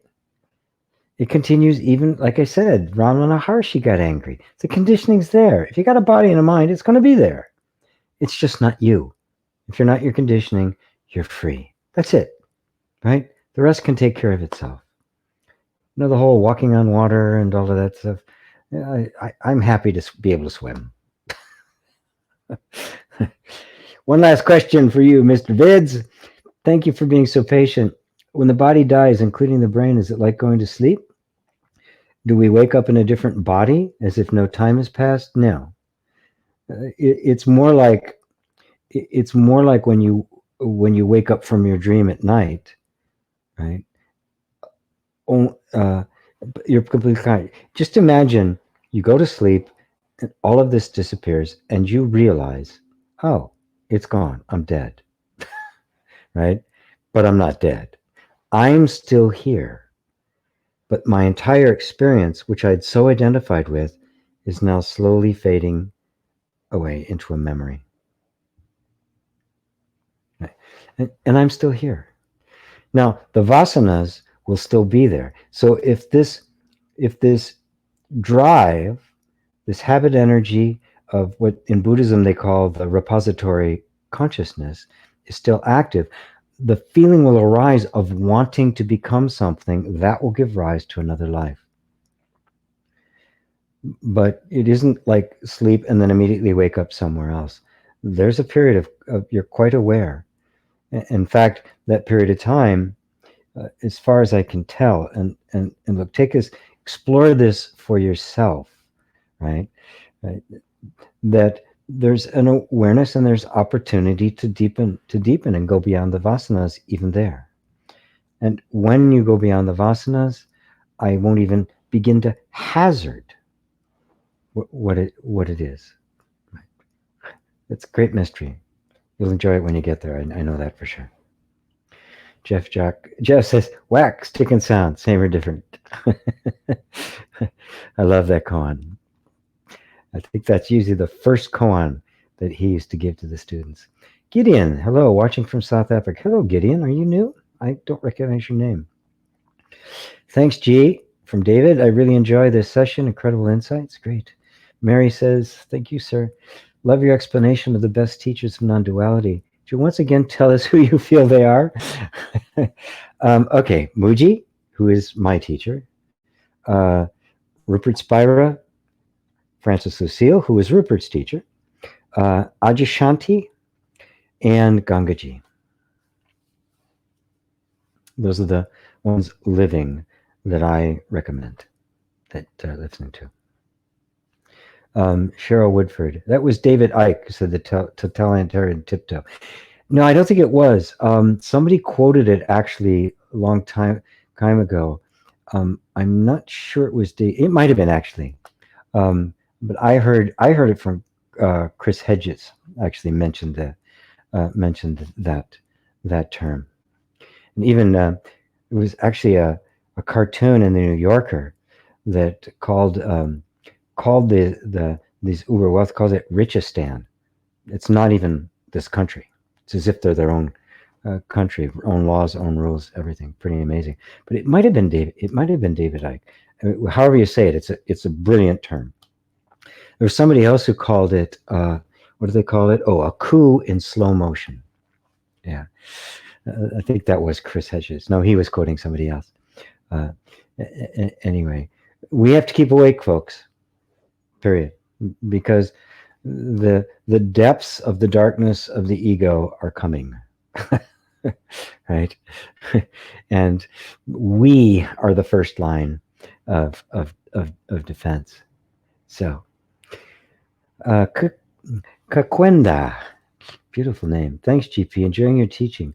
How can we teach our children differently about everyone having authority of thinking it's out there with teachers, doctors, politicians, etc.? Well, first, my friend, divest yourself of it, and they'll pick up on it. Right? Divest yourself of it, and then be so loving and accepting of your children that when they encounter these things in like school and group, they bring it to you, so you know what they're experiencing, and then don't say you're wrong. Don't believe that. That's not true. They're bad people, because they'll go, bad people. They may be more interesting, right? That's what happens, right? It's the pastor's daughter that's sleeping around over town, right? So instead, engage them. Really, why is that so? Right. I didn't think about that. But what about this? If you engage them with respect and honoring who they are, right? Because this comes later. It'll start appearing when they're young, but in the beginning, they will be reflecting you. So if you're taking things with a grain of salt and they see you being reflective, and of course they're not also inundated with media. If you're not inundating media, so they're not, they're going to be starting with you as their baseline. And then with that loving, accepting environment, what they're getting from the ever increasing environment they're going to be in, they'll have some place where they can true it out, right? Without fear. This is extremely important about things like relationships and sex and the like. When I was a kid, the last place I would go to learn about sex was my parents, which meant it was all a bunch of idiots teaching each other nonsense, right? And it was just what a mess. What an utter mess. So I think that'll cover it. Whoa, 2:15, 2 hours 15 minutes. So try to get to them all. Apparently, it's illegal in some states to grow plants without a license of some sort. Yes, Starlight, the corporations don't want us to be able to feed ourselves. Yes, and that's quite totalitarian. It will be an act of rebellion to have a garden at some point. So be clandestine at this point. We still can. And, while in the United States, we're a lost cause. We're rotten to the core. We're gone. We are 100% corrupt. There's almost no one left. There are still some places where it is up, like India. Um, Familiar with the work of, her name is Vandana Shiva, spoken at UN Nations, same age as me, brilliant lady, but she was one of the people responsible for getting Monsanto kicked out of India and not allowing them to patent living things. In India, no one can patent life, which is exactly what Monsanto is trying to do. And they're doing the same thing with the human genome, and the like. So we got to really be, rebellious, and call bullshit where it's bullshit. It is immoral. It's legal, but it is immoral. Yeah. So, yep. Acts of rebellion. I highly recommend nonviolent acts of disobedience.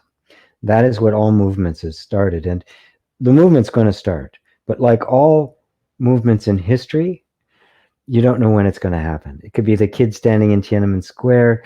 It could be the one guy, that started the Velvet Revolution. It could be Rosa Parks, the little old black lady who just refused to give up her seat to the white guy. Launched the entire civil rights movement. We're sitting on a powder keg. We have no idea what's going to set it off. Something is, right? Sean says, I fear the creeping totalitarianism is happening across the world. Yes, it is. I often think about the possibility of war. As a young man, I need to be ready for the possibility of sacrifice. Am I too melodramatic, getting ahead of myself? No, you're not. Not at all. No, this is what's happening. And the move is getting increasingly aggressive, right? But the more aggressive it gets, the more obvious it gets. Remember, evil has to hide in subterfuge. The devil has to convince you that it's your idea. And why? Because they have no power of their own. They don't have any real power. And the moment you realize you do, their game is up. That's why it's all controlling the media, controlling absolutely everything to control the narrative.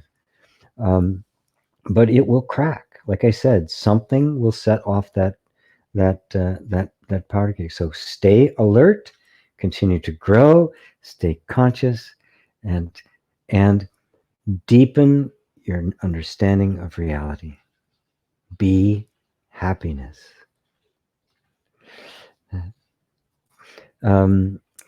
Ava, thank you so much, G. Oh, great. Thank you, Ava. Thanks, Mary Linus. I have a crush on Ganga G.